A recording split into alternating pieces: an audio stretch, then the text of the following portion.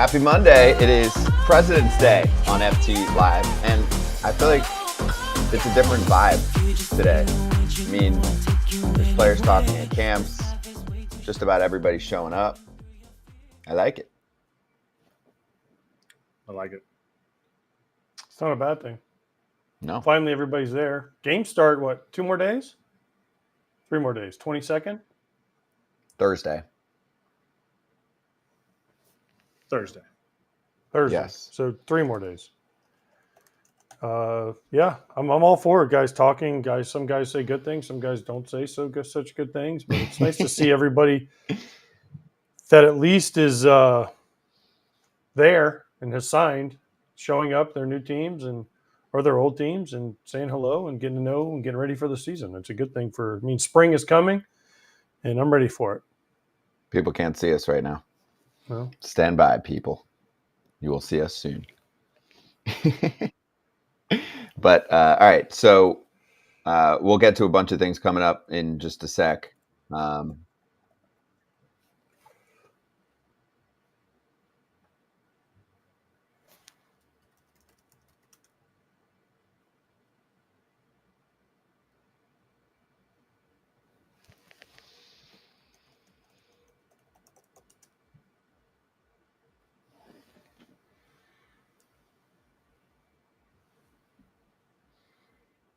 Hey, there we are. All right, cool. All right, great. All right, let's do a show. Anyway, guys are showing up. Games start on Thursday. Really, the weekend, though, is when everyone will be flowing with spring training action. So we're good. Should we make our big announcement for FT for about a 5-ish week span? You're cutting your hair? Cutting my hair. I don't know. I think you like this announcement, right? You know what I'm talking about? You're moving out? No. It's a time-related announcement. You're a morning person, right? I'm a every time. I'm a 24-hour person. Okay. That is not true. That is such eyewash. But anyway, the show is going to be starting on Monday at 11 a.m. Eastern time. Love that. There it is. New Pilates time for AJ. Set your televisions, folks. Ooh. 11 o'clock Eastern time until 1 FT. We did this last year, and it worked. We're doing it again. And I know some of you weren't with us exactly a year ago, but I'm telling you, this is the move. And there are 2 reasons why, because it's full transparency here. We don't do shady things and not say anything about it. Number 1, players play ball at 1 o'clock Eastern. Half of the players in spring training action, many of the days. So if you'd like us to keep talking to those players, we need to grab them before the game. Number 2, there are a lot of games going on at 1 o'clock Eastern time. So we will serve as your pregame show.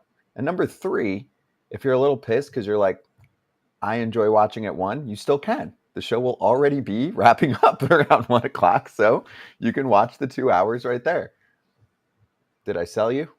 Oh, that was a hard sell right there. I felt like those were 3 good reasons. That was a hard. That was a AJ doesn't know what he's going to do from 1 to 3 o'clock, though. Now he's... Yeah, I know exactly what I'm going to do. I'm going to have so much more time to do stuff. So much more time for activities. Yeah, I mean, 1 to 3, that means I can be on the golf course by like 2 o'clock. That's right. And actually get some golfing in. Yeah, right. You'll be going to practice. You're full swing. We know you. We know He'll have his 9,000 TVs on each spring training game. Yep. He'll be like, haha, I have more TVs than spring training games. No, because there's only usually 1 spring training game on, isn't there? No. Well, depends. If you have the MLB if you have package, you can watch a lot of the games. Yeah, they don't televise all of them. them. So boring to watch. It's tough. It can get tough. Especially the first week when the starters literally play 3 innings and you're like, ugh. It's like watching a bad minor league game, right? No. What inning do they end the spring training games? 9. Same as when you played. I never saw the 9th. So I know that. You were already home.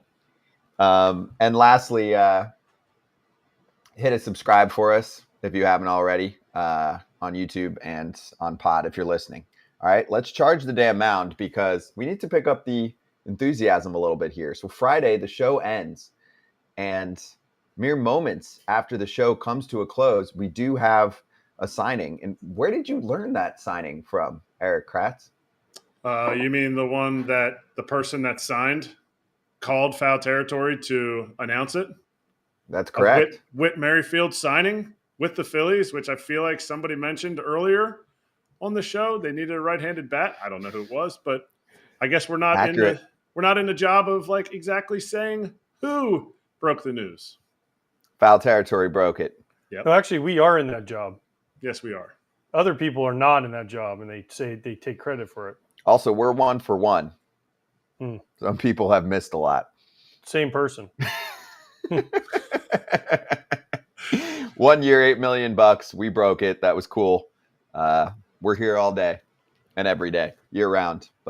And if you're wondering how we knew how we broke it, because the person that signed the contract and agreed to it told us. It wasn't a rumor mill. It wasn't like halfway in between, like, this agent's person. No, the person who agreed to the contract with the Phillies.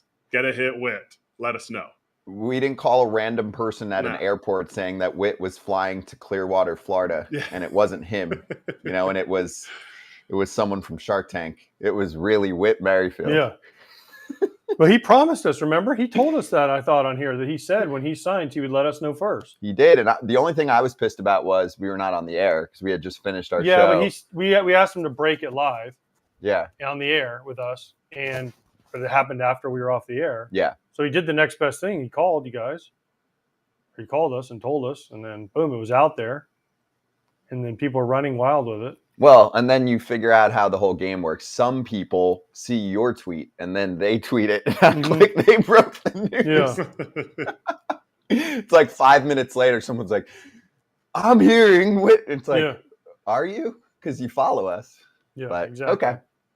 Keep dreaming. So what do we think about the move? I think the Phillies get a versatile bat. Kratz, I'm pumped about. A right-handed bat, which I felt like they needed to add to the bench. And Whit can handle so many different positions, and he's been one of the most durable players in the sport. So the Phillies, to me, are not the deepest roster. They're very star-heavy, but if a problem or two emerges, it could become a major issue. Now you have insurance at second base if there's a problem with Stott or against a tough left-handed pitcher, excuse me. You could do the same with Brandon Marsh against a tough left-handed pitcher. If Johan Rojas just can't hit a lick, right, and it's still taking time for him to develop, you can throw Whit in there a little bit more often. I mean, he can play just about anywhere for this team. So that's a win because I felt like if they had a man down or a guy really struggling or a tough lefty, there weren't great options at every position. Do you agree? I would agree. I mean, I think there's guys that have done some things in the big leagues. I think they had a good defensive option with Jake Cave. I'm not saying he should be starting, but he gives you some good at-bats. I think they have, Derek Hall would be coming off the bench for the Phillies.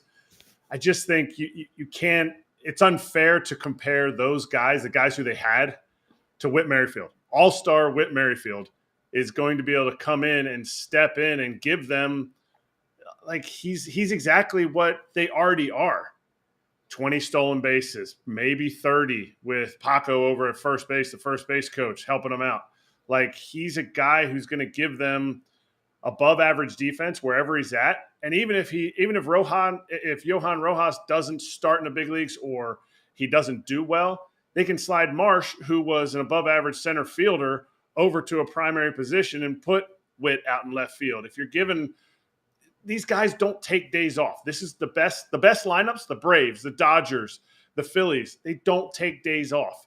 So when you're putting a guy in like Whit, now you have an opportunity to slide him in the rare days that people take off. You want your starters out there every day, and Whit's the perfect guy to slide in. He's going to get his 450 at-bats. Someone's going to get hurt too. I mean, it always something's happens. going to happen. Always. He can play so many different positions.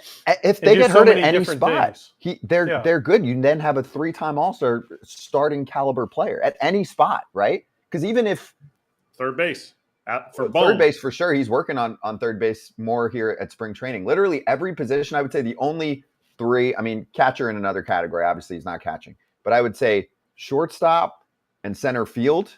But if there's a problem with center field, Marsh can also play center field, and you put him in a corner, so you're good there. And then shortstop, if there somehow was, an injury issue or Trey Turner had to miss some time, couldn't you technically move Stott over for a little bit and put Witt at second? Witt could play short if he had to. Now, you wouldn't want him to run out there for 2 weeks straight. Put Stott there, though. But you could run him out there for a few games if Turner was banged up or something. You could also put him at first if something happens to Harper. You could put him at second. You put him at third, obviously. I mean, you could run him in center field. It wouldn't be the best option if Marsh isn't back from his knee surgery in time. So, I mean, I think this is a great signing. Listen, anybody that got Witt, I think is a great signing because he is so versatile and plays so many different positions, and he can hit. So, I mean, I love this signing for the Phillies. It's just another guy, high quality, high character guy add to their mix. Yep. I'm with you. All right, let's swing around to some other signings. Big Woo is back in Milwaukee. 2-year deal. We don't have the money yet, but that's a cool story that he gets to stay with Milwaukee. Yeah. I love it because they're the ones that did the surgery. They're the ones going to rehab him. So hopefully he's back pitching next year on the team that brought him up and did everything and did the work. I like these kind of signings because he knows the doctors. The doctors know him. He's not. We talked to who was it the other day who switched in the middle of Robbie Ray, right? He switched in the middle of his rehab. Well, it's new doctors, new team, new everything. So this is a place he knows. They know him, and I'm happy for him. And hopefully he got a nice deal because this year he's probably going to have to take a little bit of a cut since he's not pitching, but then come back next year with a vengeance. Good job, John Heyman, breaking the story. Good job, John. Good job, Matt Arnold, signing him, and congratulations, Brandon Woodruff. You pumped for him, Kratz? This is a good spot. I think a lot of people had like Dodgers or some of those teams that'll do those 2-year injury situations, but Milwaukee can do that too. And they did it. This is huge. You get the guy back. Shoulder surgeries are tough, but his mindset and what he will do to get back. He's not trying to just get 2 years so that he can ride off into the sunset. This is a guy that when it works out for him, when he's back, he's going to be the guy that they had before, and they know that, and it's huge for this team. I mean, they don't know that he's coming off a shoulder injury. Let's be real. They know. It is good. It is good. I will agree with you here. It is great when the team that knows the most about you brings you back. Yes. That's always a plus for me if I'm betting on a player. And that's what you're getting here with Big Woo. So I'll give them that. You're right. And he might come back this year. He could come back late this year. But I mean, yeah, let's see where the Brewers are at. Let's see if they're in it. Let's see where he's at, because we thought about Walker Buehler last year and he didn't pitch either. He's actually likely not going to pitch in any spring training games either. The one thing that I thought was well explained by a couple articles that I read about the Dodgers was that they almost like to work backwards from the playoffs because they're like, we're getting in. So they're like, what puts us in the best position to have Walker Buehler in the postseason for us? And if they push him back a little bit, he's not going to go 200 innings this year.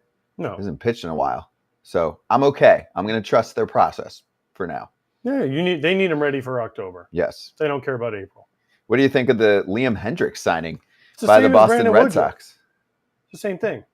Yeah, but Liam's planning to come back at the moment, late July, early August. So second half of the season. He's a reliever too. It's different because you don't have as much strain. You don't have to build up and throw 100 pitches. You can, he's a 1-inning guy. So again, for what he signed for, 2 years, 10, I don't know what the breakdown was, possibility to get to 20 with incentives. Yep. I mean, this to me does two things. One, puts Kenley Jansen on the trade block in July for sure, if Hendricks is coming back. If not now, if he's healthy enough, not right? Earlier. And two, I'm surprised that the Red Sox were the team to do this. Like you said, I thought the Dodgers would be a team that would be into this, even the Braves or someone like that. But the Red Sox, I mean, if he comes back and he helps, I mean, unless they make some other moves, this isn't a team that can win the division, I don't believe, unless crazy things happen. But, I mean, again, good for Liam. He has a nice deal. He's got a chance to make some more money. And if anyone's going to be able to fight back, it's going to be him. Mm-hmm. He'll have not pitched for almost 2 seasons on a consistent basis. That's tough. So $10 million, I love it for the Red Sox. But the question's always, why are the Red Sox going bargain shopping? I don't get that, but that's a whole nother topic. Well, we can just go right to the next move that was made between the Red Sox and the Royals over the past couple days. Did you see that trade? The John Schreiber Schreiber trade? going to Kansas City. Well, Schreiber basically Hendricks is going to fill in for him when he comes right back, when he I comes guess. back. Did you see this from Kylie McDaniel, who was on the show recently? So it's John Schreiber from the Red Sox to the Royals for David Sandlin, who, for some of the Royals super fans, they were a little pissed because they're like, oh, this is a potential rotation guy for us long term, and the Royals haven't been able to grow too many starters. No, I get it. I agree. And Kylie said it probably won't matter, but this trade doesn't make any sense for KC. He said KC isn't good. Sandlin might be a big league starting pitcher in a few years. Schreiber is a fine reliever, but he'll be 30 in a few weeks. Has had one season that would justify this trade, and it was in 2023. I'm going to hard disagree with Kylie on this one. I don't know enough about Sandlin. I know what scouting reports from people like Kylie and Baseball America tell me, but besides that, he definitely doesn't profile as upper echelon starter. It's like, oh, this guy might be a 4 or 5 one day in the bigs, and we're going to acquire I would say at least average reliever to add to a bullpen that looks significantly better. They're trying this year. So I'm not going to go against a trade like that. I mean, I know there's projections, right? Pacoda, Fangraphs, whatever. They have in like the 70 to 75 win range. But if everything tilts their way, they want to be a contender in the division. And I'm okay with a trade like this. They feel like they need more depth. I guess what Kylie later said was, why don't you just buy another reliever on the free agent market? But I mean, maybe there wasn't anyone they liked, or you're a GM, you're working with what the owner says you're allowed to do. The owner's like, yeah, we're not paying, $10 million for Liam Hendricks right now, or somebody like that. Then they go to the trade market and they trade with Boston. So I'm okay with it. I like it. I think the Royals are in a division that's up for grabs in my mind. I know the Twins look really strong coming in, but what if a couple things don't go their way? Who's next? And Cleveland hasn't done shit. Agreed. Can we show that tweet again from Kylie? Yeah, what about it? You want to know the biggest word in that whole tweet? It's gibberish, gibberish, gibberish. KC isn't good, gibberish, gibberish, whatever. Sandlin, the next word. He should have put that in gigantic letters. Might be a big might. Right. Well, Schreiber's a big league reliever. So you're getting someone that, quote, might be a big league starter for a guy is a big league reliever. It's a good trade for Kansas City, and they're trying to make their team better. So I love this trade. I mean, the Red Sox, great. They might have gotten a starting pitcher in 3 years. Whoop-de-doo. That's going to really excite the Red Sox fans. Like, they don't care about that. And Kansas City gets a piece that they can that Cortero can put in their bullpen and say, go out there, you're right-handed, kind of funky, get some dudes out for us and help us try to win and try to compete. Like, this is, I mean, we've had Kylie on here, and I value his opinions on things, but for me, when if he would have put Sandlin as a prospect that is going to be, okay, but when you put the might in there, it's like, okay, well, I might be something someday too, but it might not be also. So I don't know. Schreiber's got really good numbers too. I mean, I know he wasn't as good this past season as he was the year before. There was a drop off. He was still above average ERA plus. Yeah, the FIP took quite a hit. I mean, look at 2022, Kratz. 64 appearances, 65 innings. He had a 190 ERA plus and a 2.22 ERA. 19 walks, 74 strikeouts. He was finishing some games for them. 8 saves as well. I mean, it's 2 years removed from a dynamite season, and last year he was still an above-average reliever. I think it's a nice pickup. If they believe in him, go for it. And this is what they need. They still need about 2 more moves for that bullpen to solidify it. And I think the Royals should do these types of moves, without a doubt, because of all they've pushed in already. Don't back off now. All right, let's get to Snell. So we already knew this, but I guess it's just being put out there again that Mark Feinsand says Snell has an offer on the table from the Yankees, though the Angels and Giants remain possibilities. I mean, we knew at least at a time period from some others that there was an offer thrown out there. You had seen the 150-ish range. We didn't get a number here for Mark this time around, but that doesn't surprise me at all. I think the Yankees have a staring match going on with Scott Boras, just like many other teams have at the moment. And here you go. Here's your top free agent tracker from The Athletic. Bellinger, Snell, Montgomery, Chapman, JD Martinez, all with the same representation, and the stare down continues. That's all it tells me. But I mean, if you're a Yankee fan, you have to be excited that they're still in the running for Blake Snell, because I think that could elevate this team to World Series contender, in my mind. True. Are they a World Series contender right now? I mean, fringy. If Rodon's healthy and Nestor's healthy, I mean, Yeah. that's two big ifs. But if you bring in Snell, you automatically up the ante. Mm-hmm. The free agent list to me is interesting because, one, Snell, I mean, we've known about this offer for a while. It's kind of been rumored out there. But, okay, if it's the only offer you got, you got to take it at some, don't you? Or you? Because then if no one else – okay, so here's the thing about this offer being leaked or whatever out to the media, whoever's leaking it. Well, the Yankees have gotten smarter over the years, and they're not going to bid against themselves. They're like, okay, fine. Prove to us you have another offer, or we'll just leave our offer right where it is. And Scott Boras can call him all he wants, but they're going to be like, okay, then go somewhere else. And if he doesn't, and if we haven't heard of one other offer except for the Yankees, this is smart by the Yankees. Actually, by leaking this and being like, yeah, we offered him. It's sitting there. It's up to him now. And then no other team. We haven't heard about the Giants. We haven't heard about the Angels. We haven't heard about anybody, right? Other than this one offer. So the Yankees used to bid against themselves. Now they're like, nope. Guess what, guys? Here it is. And we've talked about this. Like, if this is the only offer you got, you got to take it. I'm just more surprised when you look at the top five, the five guys up there. I get Snell, but then you get to like Tim Anderson, Hyun-Jin Ryu, Tommy Pham. Like, these are guys that can help teams win. Those are the guys that I'm just shocked haven't been signed. Right? Clevenger had a nice year last year. Brandon Belt, I don't know how much he wants to play, but Michael Lorenzen can do some things for you. Tommy Pham, put him in a clubhouse, man. We heard all the great stuff from the Mets last year. It's like, why are those guys not signed? I get the top guys, okay, fine. But those other guys, they're in the range where every team out there's 30 teams that can afford Tommy Pham. There's 30 teams they can afford a down Tim Anderson after an awful year to give him a shot to play. Tell me there's not a team out there that doesn't need a second baseman or a shortstop that can win a batting title for you? They think the prices are too high. That's the only way to describe what's going on here. I think Boras leaked the 35 a year thing. Okay. I don't think he has any legitimate offers because he doesn't necessarily always come to the table.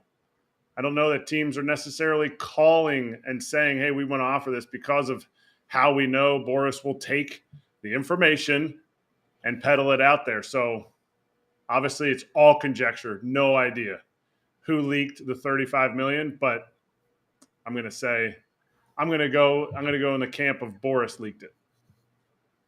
Also, about the luxury tax for the Yanks, because I have to point it out because they care about this, as they should. So the highest tier is $297 million. They're past that. They're in the low threes. So there was a good article in The Athletic by multiple Yankees writers who said, pillow contract's not a thing. And I'm like, why would Snell sign a pillow contract anyway? But their point was, let's say he signs for $40-something million for 1 year, right? Let's say he signs a 1 year, $40 million deal. The Yankees are already paying 110% tax on every dollar. So 40 would be $44 million. They'd be paying Snell 1 year, $84 million. That's a lot. Yeah. Even now, like, let's say he signs for the deal ish, right? 150. What is that? Who's good at math? 30 a year? 30 a year. Okay, so that's still 60 a year. 62? 63 a year. 63? Yeah. Whew.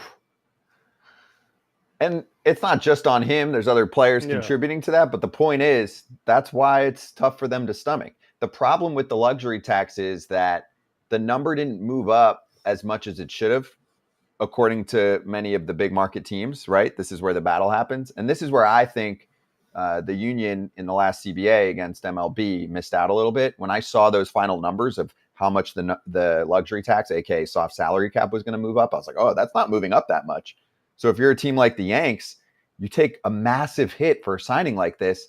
Here's the problem. They set that so that other teams can play catch up, but the teams at the bottom don't bid for players like this. So this is where you could have this perfect storm and be caught in a tough spot, right? It's not like the Clevelands and the Minnesotas are doing anything. They're not spending money this offseason. So you're trying to punish the big teams so that the small teams can compete, but the small teams aren't in the bidding for players like this. Just say, we'll take our revenue sharing. Thank you very much. And we'll stick in our pocket. That's why I think it's a broken system. The system is broken. I don't know how many times we can discuss this, because there's no floor. right? Correct. There's no minimum, because that's the one thing. If you talk to people in the NBA, teams have to spend a certain amount of money. Like, let's say the salary cap in the NBA is 200, and then the minimum is 100.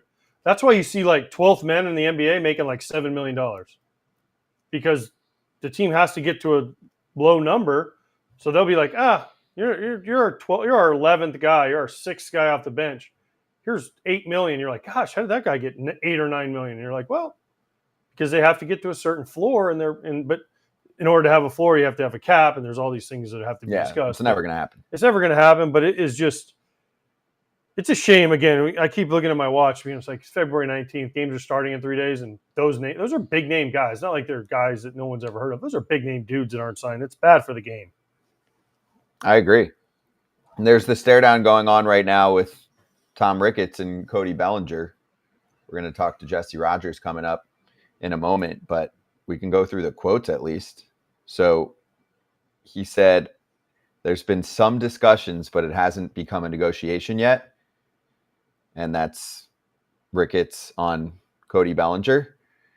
And then some more quotes. We're just waiting for whenever he and his agent are going to engage. It could be any time now, or it could be a few weeks. We'll see where it goes. And then really, do we really think they haven't had any talks? Come on, like engage. Come on. Yeah, but this is what Kratz is talking about. They don't get into the nitty gritty. Here's how it goes. An agent will say, I think this player is in this range, this territory, this player comp, right?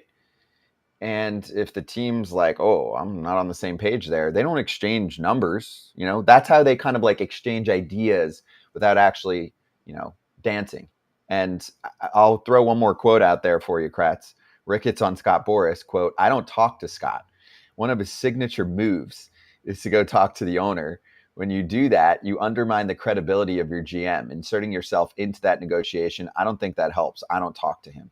I actually agree with that part. I mean, you can have a conversation with GM and he can be the agent for the owner. That's essentially how it works. So I know he was trying to kind of take a shot at him, but that doesn't bother me. I mean, you don't have to negotiate with the owner. I love that he said that. It's transparency, because he knows that other of his cohorts, his other owners like him, step in and they make that move. Well, you're stepping over your GM or player baseball operation president, whatever the name is. I just think I go back to the whole Hader situation. How many teams offered Hader? Actually offered. When Hader said who offered him, nobody actually made an offer. They talked to him. They were very interested, but there was no other offer out there. So teams are reluctant to give agents, especially a Boras, that first offer because he might use it against them. This is what Boras used to be able to do, though. He used to be able to find the owner. DC was it Lerner, Illich in Detroit, and Artie in Anaheim. Even Texas guy, the guy who signed A-Rod. John Hicks, yeah. Remember? Mm-hmm. Tom Hicks. Tom Hicks. I was like, sorry. Tom Hicks. John Hicks was a player, right? He was a catcher. I don't know. Whatever. Let's bring in Jesse Rogers. He would find the owners and go right to them and say, hey, you need this player. And the owner would be like, oh, that sounds great. Let's do it. And the GM would be just sitting there going, well, why do I have a job? Jesse Rogers from ESPN joining us right now, and he was on the scene for those conversations that we were just bringing up. So, Jesse, what are your thoughts on the stare down between Scott Boras and the Cubs front office / ownership? And how you doing, man? Well, I'm doing good. This was pretty interesting today with the owner, Tom Ricketts. I mean, you guys know how it works with owners. They don't do media every day. So this is, one of 2 or 3 times he's going to talk this season. And the bottom line is, in my opinion, he said the quiet stuff out loud. And the quiet stuff is that he and Scott Boras don't have that kind of relationship where they negotiate and come up with deals and have beers afterwards and, all that stuff. It's a cordial relationship, but there's no negotiation between Scott Boras and ownership when it comes to the Cubs and their clients. And, I've said this a bunch of times, written it a bunch of times. It's pretty fascinating to me, and it's maybe a little inside baseball. Maybe we've talked about it before, but they have not signed a Boras client to a multi-year deal in at least a decade. I mean, I had to go back by hand and look this stuff up. And you have to remember, they drafted Chris Bryant, who won an MVP, didn't extend him. They traded for Jake Arrieta, won a Cy Young, didn't offer him a new deal or didn't bring him back. The list goes on and on. So here's Bellinger, yes, a one-year deal, but they haven't done a multi-year big deal with any Boris client. And remember, he's got a lot of good clients. So again, he said the quiet part out loud, but nothing that we didn't know. They just don't sign those guys because they cost a lot. And I think that Jed Hoyer and Tom Ricketts are kind of on the same page. They're not willing to push their chips all in. Maybe if they get closer to a World Series, but they're not quite there yet. They're not close to it, really. Okay, before we dig into this whole Ricketts-Boris feud, you work for ESPN. I know ABC and ESPN are partners, but are you ABC 7? Do they do Cubs games? Because I'm super confused why you would have that shirt on. I mean, I know you're a giant Cub fan and you're trying to suck up, so explain. Stop it. It just happens that ABC 7's colors are blue, AJ. You know that. You were in Chicago a long time. So we are owned by the same company. So I'll do some local news back in Chicago and, do a package and stand up and all that stuff that we do. So, yes, ESPN, ABC 7, and basically anybody willing to pay my kids' college tuition. Yeah. I always thought you had a face made for radio, but that's a whole different thing. Here you are on TV everywhere. It's amazing. Lots of makeup. All right. I mean, there's other teams. The Braves, I think, don't sign Boris guys. There's a few other teams that have had a hard time. So is this just the industry trying to take a shot at Boris? Because it doesn't, there are other teams that haven't done it either. You mentioned the Cubs' long history of not signing Boris clients, and you might mention some of the big names, Arrieta and obviously Chris Bryant. But why not? Is it because he asked too much? Is it because I just talked about the Yankees and Snell, and they're bidding against themselves? It seems like, so they're not going to do it. And the Cubs are just like, we figured this kind of out. We're going to take a step back and make them come to us. Yeah, I think there's a little bit of everything in there. People wonder about that Chris Bryant deal. Who were the Rockies bidding against? I'm still looking for that other team. And they offered him a massive deal that I don't think anybody else was going to do. And kudos to Boris for getting that deal done. But maybe a deal like that, just using that as an example, scares some people off. I don't want to bid against myself. I don't know all the inside baseball maneuverings of these negotiations, but look, he gets a lot of the best players. So those are going to be massive deals. And I do think it takes either an aggressive GM or an aggressive owner to cut a 10-year, $250 million check. And there's certain off seasons you don't have those owners in play. San Diego wasn't in play this year. That's a Boris team. The Nats in the past have been in play, not so much again now. The Yankees, after getting Soto, one of his guys, not necessarily in play. So I think there's a little bit of everything. I think there's some doubts about Bellinger and Snell in particular, despite their great seasons. And that's not me talking. That's other people. I actually think Bellinger more than proved himself last year. So I think there's a combination of factors going on. But yeah, I think when you see major teams not signing Boris clients, it's probably more than just a coincidence. That much I can tell you. It's more than just a coincidence. So then what's next for the Cubs? Because they haven't exactly been hot with the pen signing people. Is this offseason going to come to an end in the sense that now we're in spring training? It's still the offseason. Opening day, if they don't sign anybody, maybe like a JD Martinez to a one-year deal, have they done enough to make Cubs fans go, oh, yeah, this is the team that we need? Absolutely not. Absolutely not. I've been on your show before. Anybody that listens to me on the radio, anywhere, I talk about left-handed slug like it's, you need it like you need a number one and number two starter. If you don't have left-handed slug, you can get away with a decent regular season. It will come back to bite you at some point. It's happened to the Blue Jays in the playoffs. It's happened to the White Sox in the past. I've spoken on this ad nauseum. You don't have Bellinger, you don't have enough left-handed slug on this team. You just don't. So JD Martinez is fine. They need him. But whatever they do, it won't be enough. It won't, on paper, be a better team than last year. Doesn't mean that the second-reign farm system can't produce some stars out of nowhere, the next rookie of the year. Like, surprises would have to happen for the Cubs to have a better season and make the playoffs. And Craig Counsell could be that surprise. Maybe he's worth 5 to 7 wins. But on paper, they're not better without Bellinger, no matter who they bring in, because they will not have enough left-handed slug. And if it's all righties, right-handed pitchers, which dominate the league, will shut you down eventually. So you can get away with it for a while, but eventually that's going to bite you. And that's why he's so valuable to them. But they are willing to walk away from him. And again, maybe they fill it in with a righty, but it's not the same as having a lefty in the middle of that lineup. You mentioned Craig Counsell, and they went out and paid a boatload for him. What is he saying? We heard from Ricketts. I mean, I know he's going to give manager talk, but is there any rumblings behind the scenes? He's like, man, I got $8 million a year for 5 years. I thought we were going, quote the Red Sox, full throttle, bringing in some dudes to compete for the World Series this year. And honestly, they just, like you said, haven't done enough. Yeah, I mean, there's no rumblings yet. If this was year 2, he's just getting his feet wet, learning people.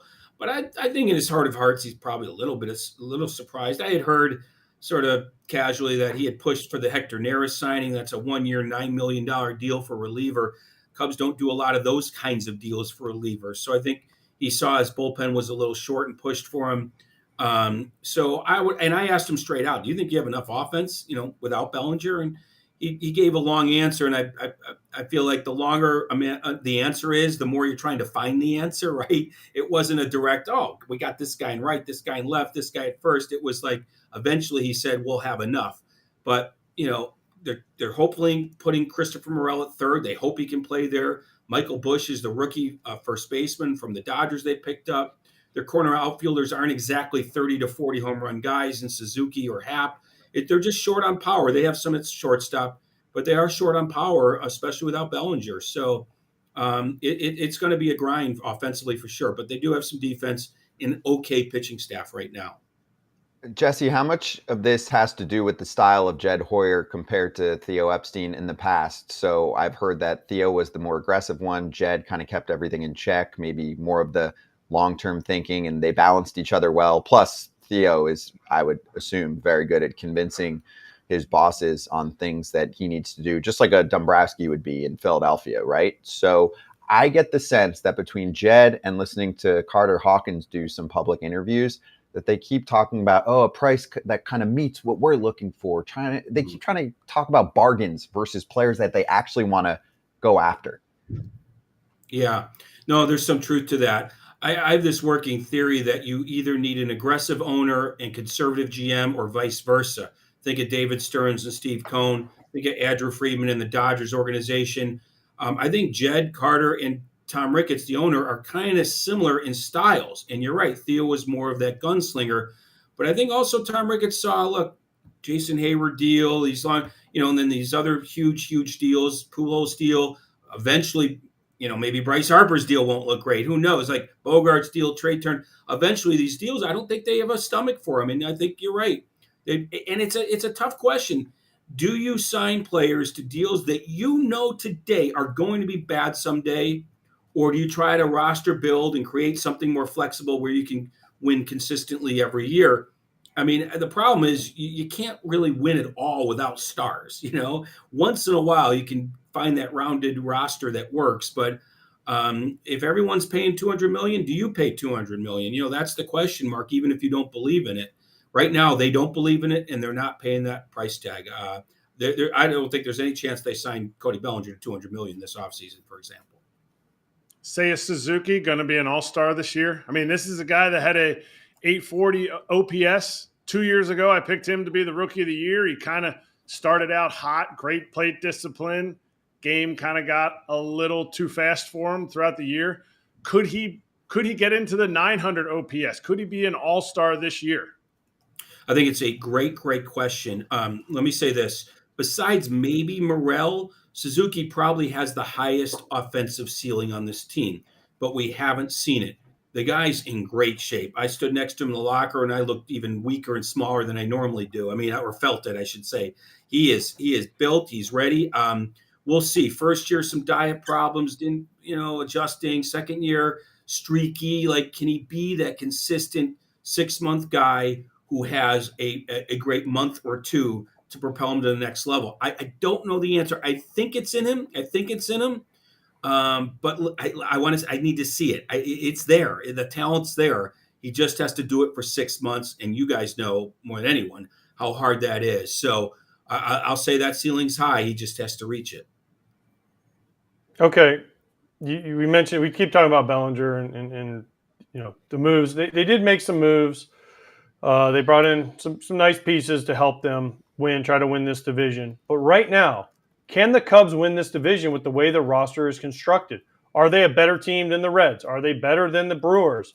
Are they better than the revamped Cardinals? Can they win this division? And if they do, can they do damage in the playoffs without bringing in some more pieces?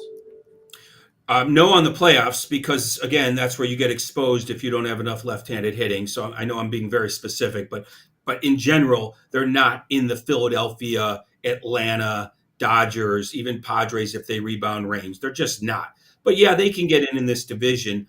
I'm picking the Reds as of today to win the division. I think the Cubs and the Brewers will be right there behind them. I don't know about what the Cardinals are exactly. Are they due for that rebound, or are they due to keep sliding because their position players are getting a little bit older, the corner guys, and we don't know about that starting staff. So I'm not sure what the Cardinals are. I know the Reds are moving in the right direction, and the Brewers should at least be decent.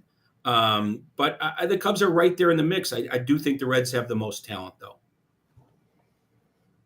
Go ahead, Kratz. You can ask. What's your starting rotation? Let's end with that. Well, I want to hear what his starting 1-2. You go into a series.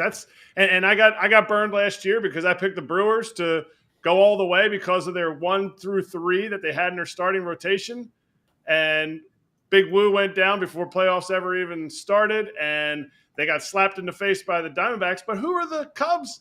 1-2. Taillon and Steele? I love Justin Steele. I think he is awesome from the left side. But that's your 1-2 going into a series, which your bullpen is going to be depleted because they don't have much other starting pitching? Or am I missing somebody? No. The only one you'd be missing would be Imanaga, 30-year-old rookie from Japan. But Steele, by default, is your number one. Nearly finished in the finals for Cy Young voting. He just fell off a little bit at the end. So he's clearly their number one. He wouldn't be the number one on a lot of playoff teams. So it's Steele.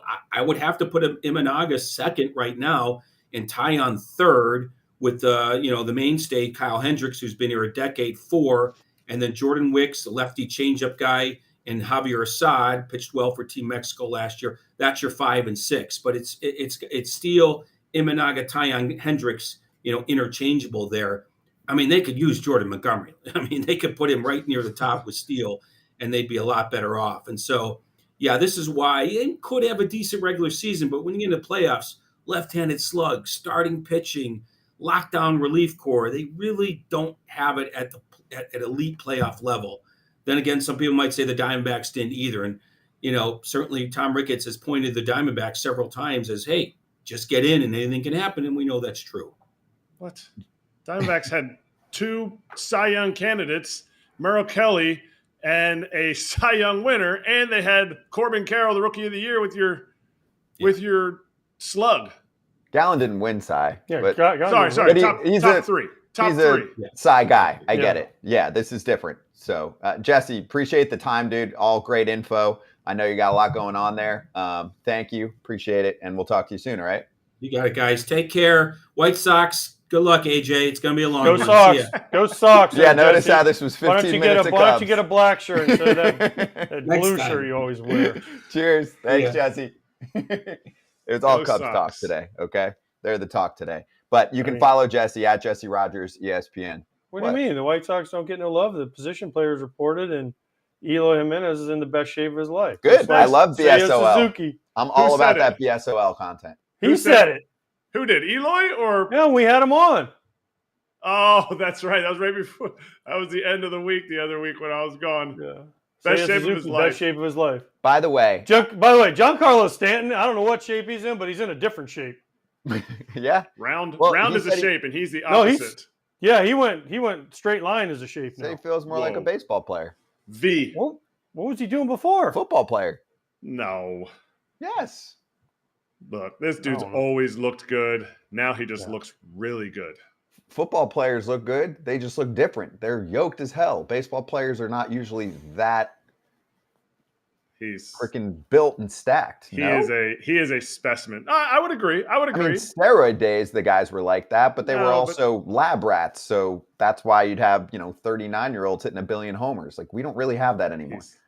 He's going to hit no matter what weight he is. He is going to hit 1 billion homers if he gets his 600 at-bats. I think the shape he's in now is going to work for him as I you get hope so. older. I think the Brian Cashman flexibility. definitely hope so. Yeah, the range of motion. Oh, he had said something there. He's like, oh, he knows. Wait, last thing, and then we'll run through some home run dudes real quick. Imanaga, I looked at some of the analytics projections. They've got him like in the 5s, like Pacotas and Fangraphs of 5 the world. ERAs. They think that he is going to be a home run disaster in Chicago. In Wrigley, especially if the wind's But blowing there is out. so much dissension because there are some that think that his fastball is going to play. That the fastball controversy with him is thrilling. So cool. I cannot wait. He's one of the, I would say, like top few players I'm excited to watch just based on the debate alone. I want to see every how time this he plays. wakes up, he's going to look out and be like, "Please be blowing in. Please be blowing in. Please be." He's like, every hitter that went there was like, "Please be blowing out. Please be blowing out." Yeah. All right. So before we talk to John Clark about the Phillies, let's take a quick look at the BetMGM futures home run odds for the season. So quite simply, who do you think is going to lead baseball in homers this year in the regular season? Judge at plus 375, and then it's a drop off to Matt Olson, Kyle Schwarber, Pete Alonso, and then it drops off even further. Why are you saying yes, Kratz? Who do you like here? This is the stuff. This is the stuff that this is what I'm here for. Get into the wallet. I mean, those top 4 there for me, those are like far and above the favorites. If I'm going to somebody that's in that second tier there, I'd love Jordan, but Jordan's more of an MVP pick for me. Shohei may hit 56 here.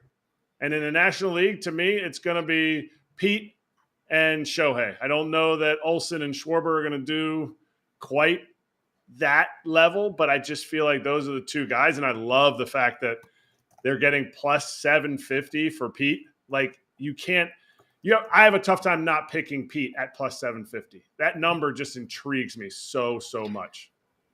Agreed. I'm a Pete guy. Contract year, New York, me against the world. Not as much pressure, too. Was it Olsen, National League?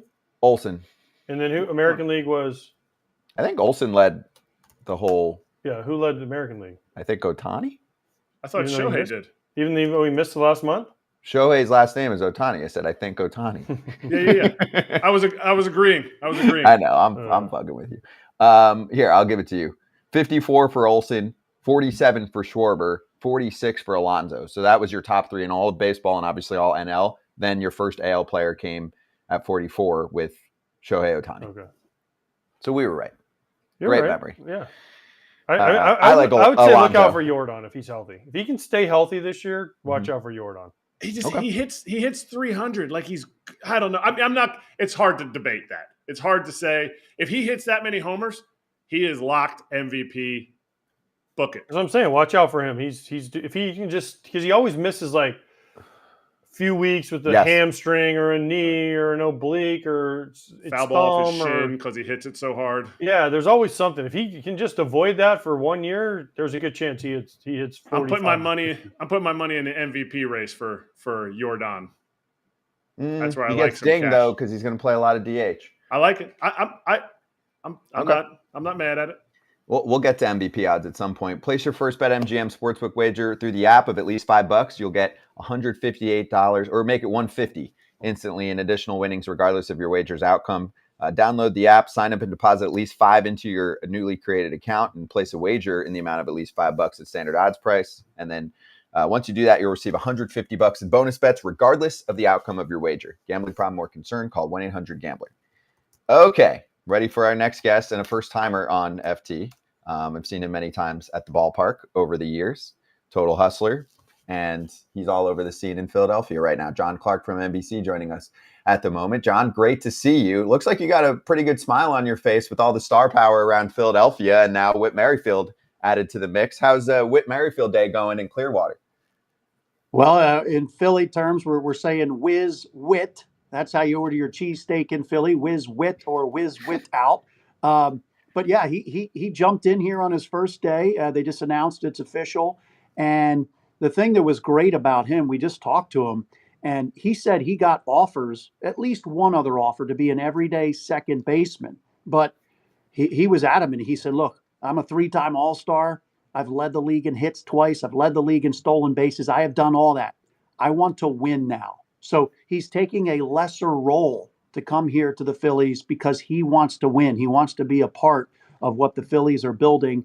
And he talked to Bryce Harper a couple weeks ago. He saw the Phillies playoffs on TV the last couple of years. So he literally turned down more playing time to come here and be a bench player, but maybe spell some guys because he wants to win. So I thought that was a great attitude to bring to this clubhouse. John, did he pay you to say that? Because now he's going to be the favorite. He's going to be the favorite in Philly. Anybody that comes to win in Philly is a fan favorite immediately. He knows what to say. He knows exactly what to say. But, this is a guy, he's coming in here. He's a gamer. He's going to get clutch hits.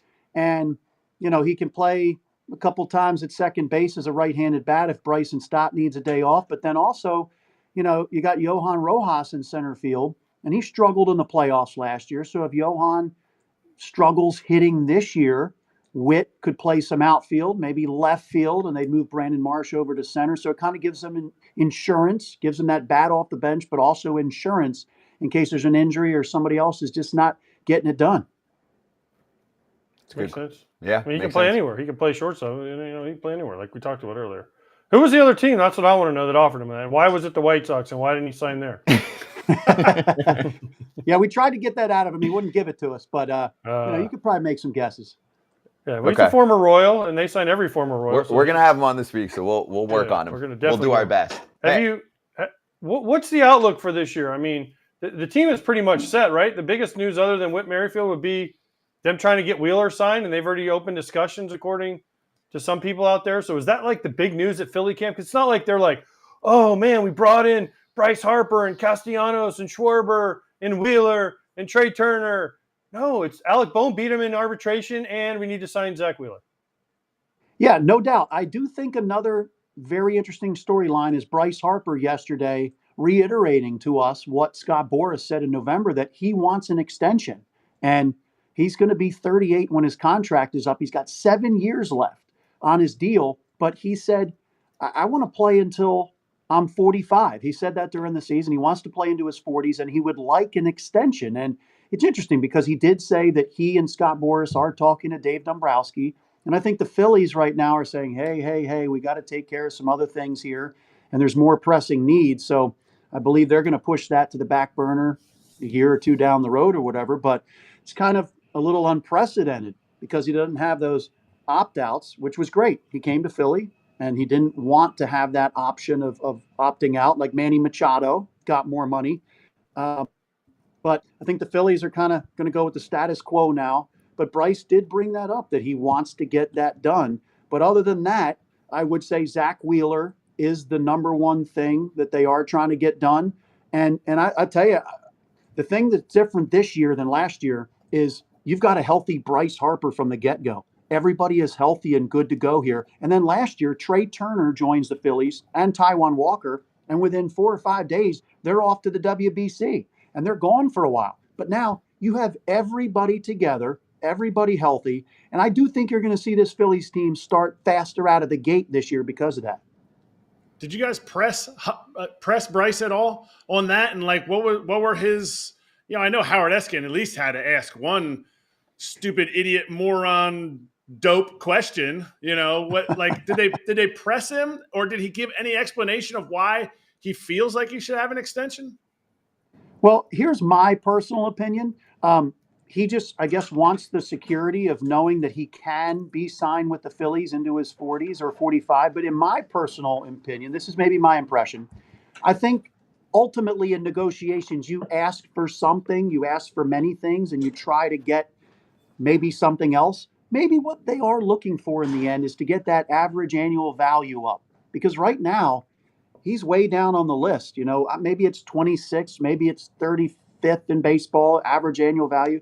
But I think they probably want to get that up. I think they want to have it reworked. And so maybe if you ask for the extension to take him into his 40s, maybe the Phillies eventually in a year or so will meet them a little bit halfway, and maybe he gets a raise to get his average annual value up. That's my guess. That's just my personal opinion, because he does have 7 years left on his contract and he's not going anywhere. So if he's still highly productive at the age of 38, it would be incredible. And I'm sure they would re-sign him and keep him. But I don't know. I don't see an extension happening that would take him to 45. But maybe they get the average annual value up in a year or so. Okay. I love this topic because it's interesting to me because you sign a 13-year deal, whatever, 300 whatever $1 million deal you sign to go to Philly, right? You don't ask for opt-outs because you want to stay there. Why would the Phillies even – if I was Dave Dombrowski in Middleton and the Phillies, I'd be like, yeah, Bryce, guess what, dude? You got 7 more years, bro. We'll talk to you then because guess what? No player ages at 38 is very good. Most of them aren't very good. And most of them aren't worth $40 million a year. Most of them aren't worth whatever you think. So, I mean, and this is not me, but it's just a look of people and have said things about this to me on like when I've met people. They're like, why is he asking for an extension? All it does is make him look unhappy. He's happy in Philly. I thought he says he's happy. So does he just because his value's down? That also makes him more valuable to the Phillies because then they can go sign other guys because he's not making $70 million like Shohei, right? So this is kind of a look at me. Oh my gosh, I'm not getting paid enough motion. Even though we all think Bryce isn't like that, it's just such odd timing to me that as soon as like Shohei signs and Manny gets a new contract and he's like, oh no, I need one too. Like, don't forget about me. Guess what, dude? You could have got opt-outs. You could have got more money. Whatever you could have gotten, this is what you chose. Now you're kind of stuck with it and you seem unhappy. Well, first of all, like I agree with you. Bryce has loved Philadelphia, loved the Phillies. He says he wants to die in a Phillies uniform, and he has done everything right. And he is underpaid for what he has brought to this team. He's the guy that stirs the drink. He's the guy when they got him to come to Philly, other guys come here now. He recruits guys. He talked to Whit Merrifield a few weeks ago. Maybe he was part of talking Whit into coming here instead of being an everyday second baseman. But I think Scott Boras said it that Bryce should not be penalized for not having the opt-out. Boras obviously wanted to have an opt-out. Bryce just said, no, I want Philadelphia and I want everybody else to know I'm going to be here for 13 years so I can recruit other players. So maybe they will meet in the middle somewhere. And, you know, it might be a little crazy to extend somebody past age 38. I agree. But maybe they'll get that average annual value up. And you want your superstar to be completely happy is the bottom line. But I think that's down the road. I don't think that's this year. But I think for this team has gotten so close the last 2 years, and there really is a hunger. There really is the way these guys show up and want to get over that and win it all. And the team meeting today, I was told that owner John Middleton basically laid it out there. It is time to bring that bleeping trophy back, like he told Ryan Howard in 2009. And it was a passionate, emotional speech. And I think the team knows that they've been close. They've got all the resources. Everybody's here. Everybody's healthy. It is time to get it done. Hey, John, on the recruiting trail, has Bryce decided to make any phone calls to his buddy Mike Trout? Because he spoke today and basically said he's loyal and he's going to try and get it all done in Anaheim, but he's getting up there in age, and we've barely seen one of the best players of our generation play ball in the postseason. And it sounded like he essentially said he's pushing off any thoughts of even saying something to ownership besides, hey, let's go get some more players. I know when Philly fans see that, they're probably upset, right? It's the number one question I get when I'm in South Jersey or the Philly area. They're like, do you think we can get Trout at some point to play with Harper? Well, Bryce is good friends with him, talks to him. So I am sure when that time comes, Bryce will put in a big pitch. And it's interesting with Mike Trout. I do think there are certain guys who maybe want to stay away from playing in their hometown because of the pressure and all the things that come with it. Because some guys have said it can be overwhelming to play in the area you grew up in. But right now, that's not even a possibility. But heck yeah, down the road, if Mike Trout says, okay, it's now time to possibly be traded, guarantee the Phillies will be in the mix and Bryce will be in their ear because he does that. He has recruited a lot of these guys to come here. He pushed for Nick Castellanos to come here, Trey Turner, and Kyle Schwarber, and then talked with Whit. So he is definitely right up there with the front office talking with them about who to push for and who to recruit and who to bring in here. All right. being the Philly guy that you are, this is the last one from us here. Who owns this town? Hurts, Embiid, or Bryce? That is such an awesome question, and we talk about this a lot. The bottom line for me is, who has actually done it? Well, Bryce Harper has been MVP here. He had his moment, his historic moment against the Padres with the home run. They didn't have to go back to San Diego to go to the World Series. He has had his moment. Joel, hey, he's an MVP, but he hasn't had his moment. He hasn't gotten his team to the finals or even the Eastern Conference Finals.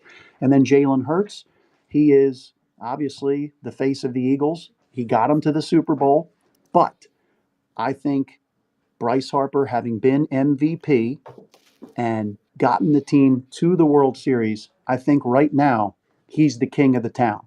And he is the guy, once they got Bryce Harper, attendance went up.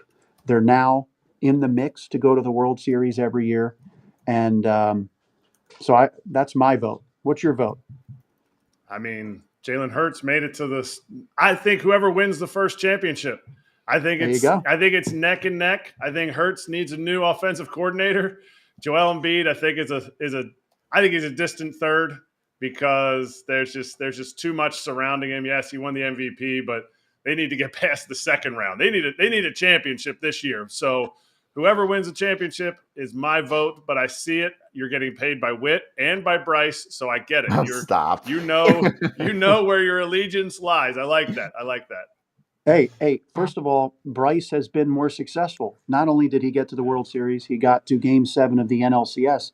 Jalen this year, they did not get back to the NFC title game. They fell apart. So to me, it's Bryce. Hey, you forgot one. You guys forgot one team, though. The Union? No, the Flyers. And why is Gritty? It should be Gritty. Isn't that his name? Gritty's the man. He blew out Joey Votto. Gritty wins every day. Gritty wins all the time. You guys forgot about him. Gritty's the second best. He's the second best mascot in the city. Well, yeah, but I don't know any Flyers players, so he's the only one for the Flyers I could come up with. Eric Lindros. Yeah, but I mean, Eric Lindros doesn't play anymore. I know. I'm fucking with you. Yeah, it's a baseball show, as you can tell, John. Yeah. You can follow John at JClarkNBCS, one of the best follows, Instagram and Twitter. John, great to have you on, man, and enjoy the sunshine. Hey, appreciate it, guys. Great show. I listened to it. So awesome job you guys are doing. Thanks. Thank you, John. Really means a lot. Appreciate you. John Clark with us on FT Live, talking a little Harper extension, which in the chat, people are like, it's crazy how we're talking Bryce Harper extension. That's the thing that listen, I don't know Bryce at all. But it's just crazy that, listen, this is what he wanted. I know. It shouldn't be a story. But this is fine. It also shouldn't be him coming out saying it. That's I think what rubs people the wrong way, because they're like, you didn't want opt-outs, remember? And dude, nobody is productive 38, 39, 40. He didn't come out and say it. Well, he did Boris today. said it, and then they asked him about it. He didn't say, all right, gather around my locker, everyone. I want an extension. They asked him because Boris brought it up a few months ago. I'm going to defend Bryce on that one. That's Boris starting the conversation. Well, even if Bryce said that behind the scenes, then Bryce has to say to Scott, hey, dude, let's leave that. If you want to try and make that a thing behind the scenes, fine. Let's not publicize a player that's under control still for a million more years trying to get an extension from his team. It just doesn't. He didn't deny it today. Deny it today. And my thing would be, I agree with you. When Scott came out and said it, it was like, okay, like, relax. Like, whatever Scott says. To me, I'd love to get Bryce on here soon and chat about it, because this guy has ingratiated himself to this city. They absolutely love him in the city. Rightly so. He has done everything at the start of this contract. But just like AJ said, this is the contract he wanted. When he signed it, he was the highest paid player contract-wise out there. A month later, Trout goes up, and now we've seen history just continually go past his contract. But he was the largest contract there was for any player. So he got what he wanted, in my opinion. Just wait. Win the series, and then see what happens. What's the incentive for Philly? If I'm the Phillies, I'm like, no, because he can't go anywhere. Right. He can't go anywhere for 7 more years. He can't do anything. What's he going to do, sit out? No. He's going to play. So it's what's a story the incentive today for Philly? Yeah. He's not – if I'm the Phillies and Dombrowski and Middleton and Sam Fold, I'm like, Yeah, we love you, Bryce, but we're very grateful you signed that contract now because guess what? Now we can get Turner and we can sign Taijuan Walker. This we can helps. sign Nola. We can Yes. sign Wheeler to an extension. We signed Real Muto because you took this contract and you didn't ask for opt-outs. Look at what happened to the Padres. They had to re-up Manny Machado and then they had to trade Soto and get rid of Snell, right? This is what happens. Teams can only afford so much, and guess what? He's stuck. Mm-hmm. Yep. And I wouldn't even say stuck. Well, no.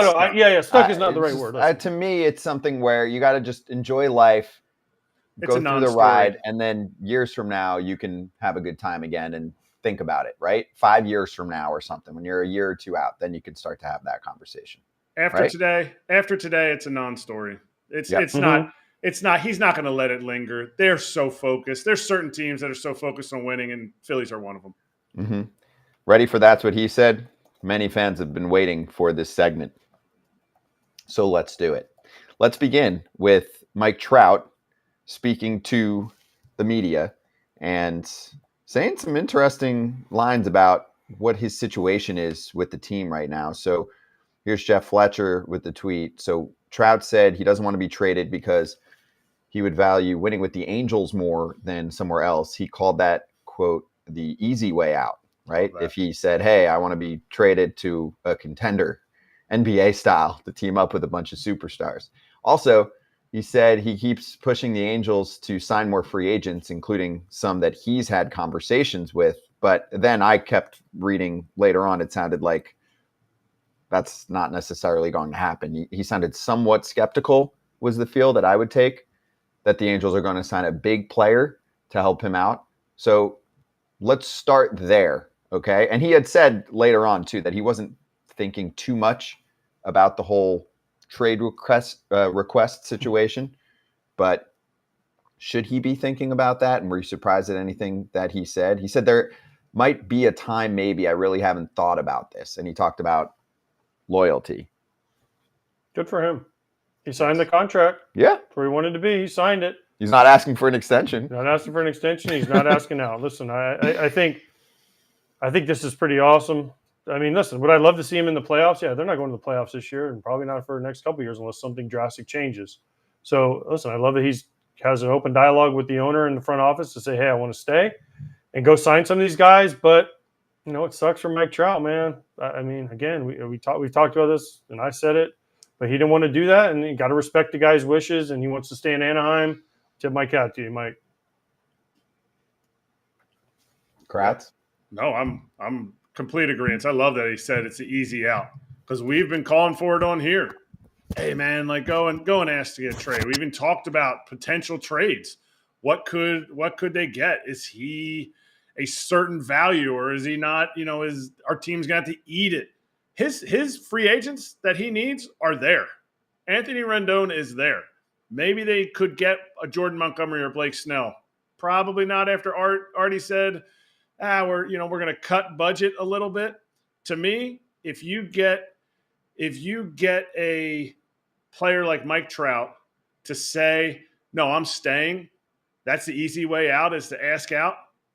My opinion is that helps the team. That's commitment. That's what Ron Washington's bringing in. And I think that's super important.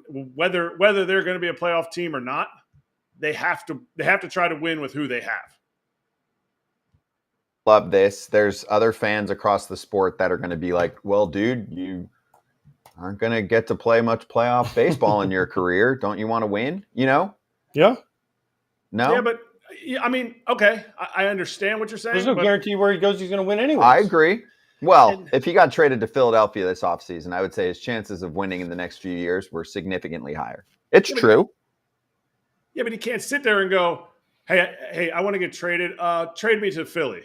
No, I mean, dude, come on. There are teams, if we project for the next, especially 2 to 3 years, that have significantly better chances of being successful in playing in October. And it goes beyond the Dodgers and the Phillies too, okay? We can take a trip all around the league and find at least 10 teams that are in a significantly better situation guaranteed than the Angels over the next 2 to 3 years, especially if they're chopping payroll, which is what Artie Moreno said.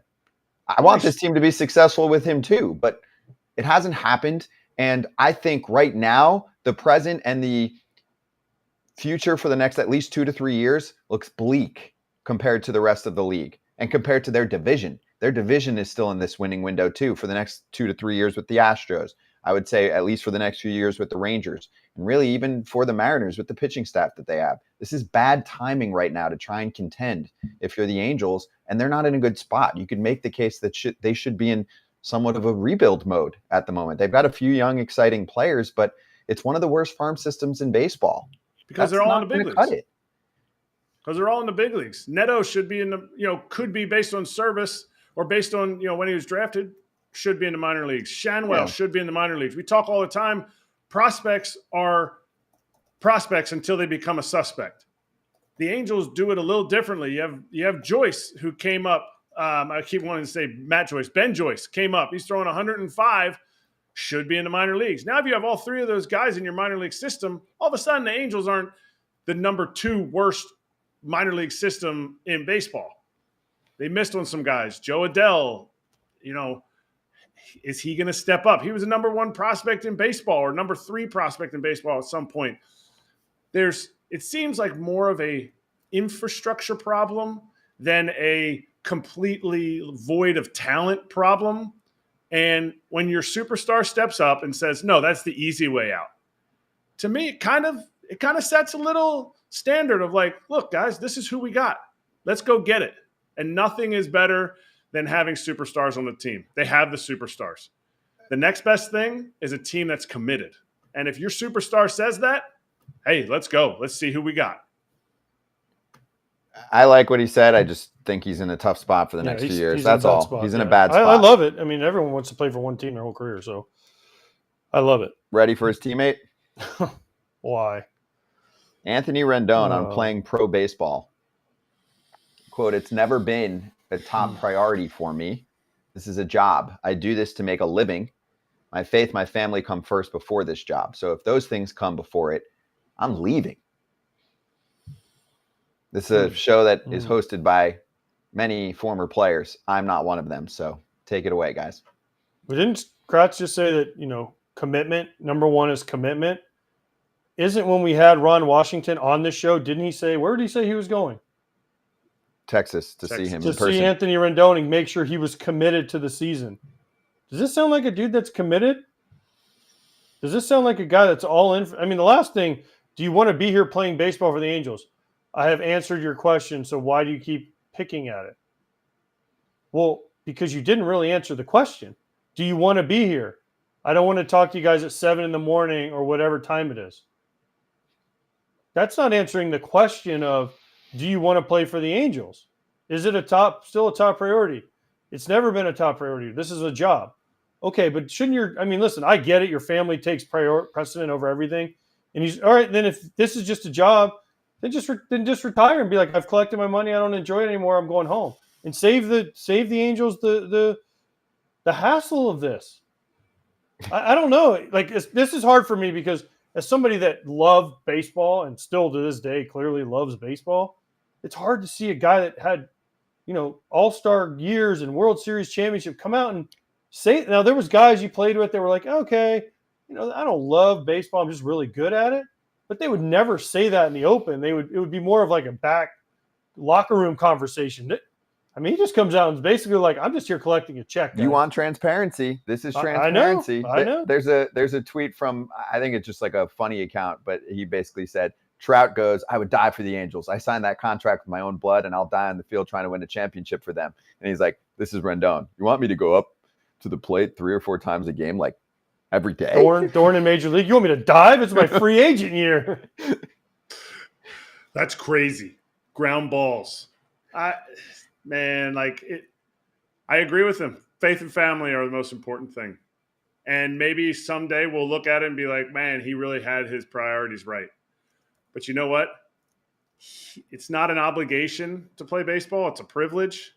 And the opportunity he has to be one of the better players in the game.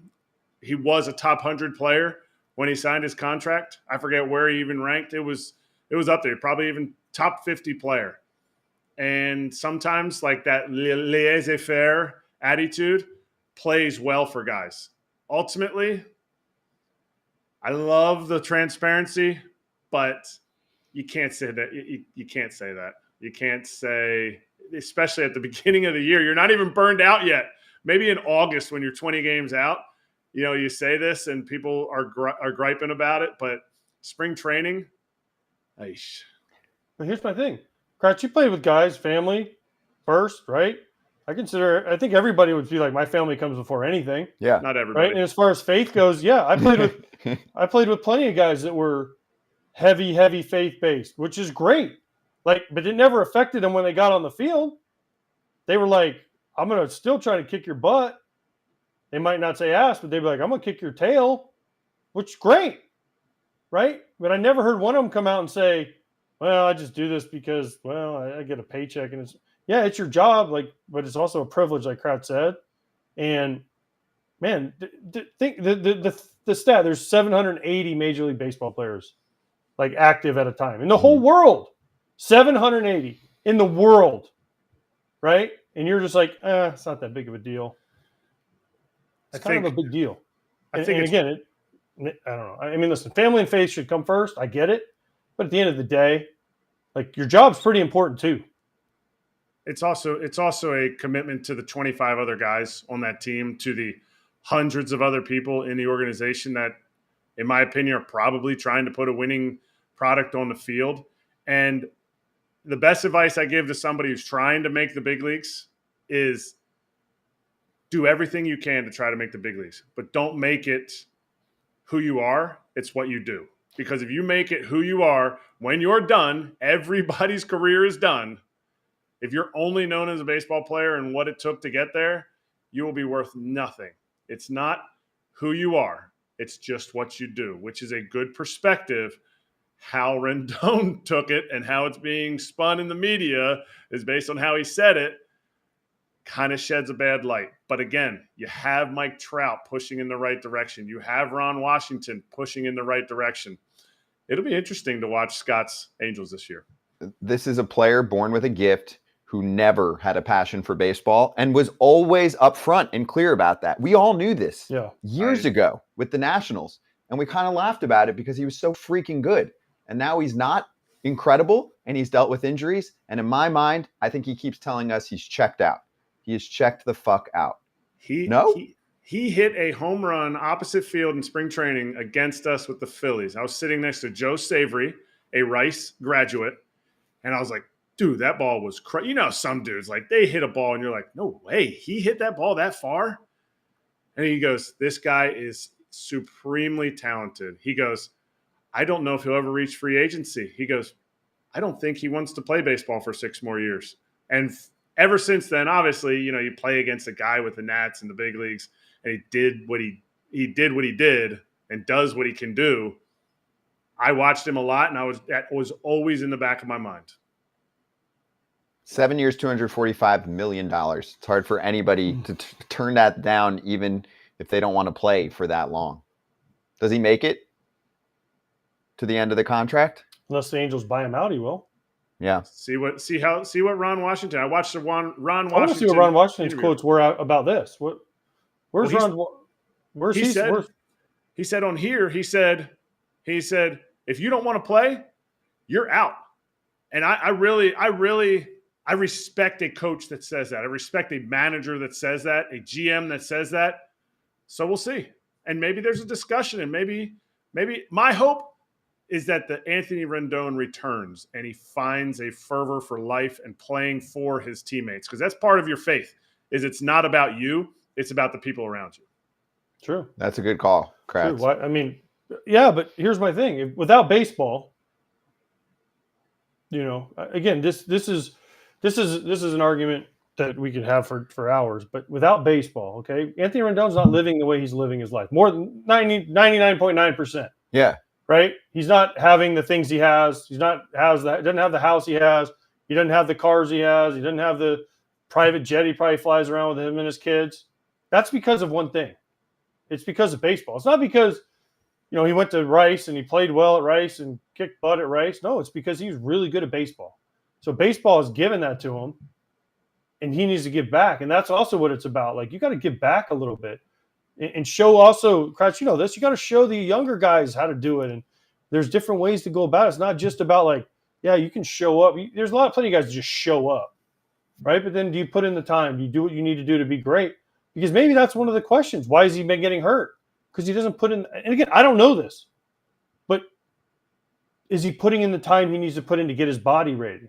The Angels had multiple people that said the injury wasn't what he said. He said it was a fracture. They said it was a bruise. There was that whole discrepancy, which we've talked about. You can look back on that. Also, from a team perspective, Artie Moreno didn't do his homework, and he put this team in a really bad spot because now he's saying he's got to chop payroll, whatever. You've got $245 on the books of this player. I think he's still got like 100-ish left of his contract. What? Don't forget what he did in Oakland.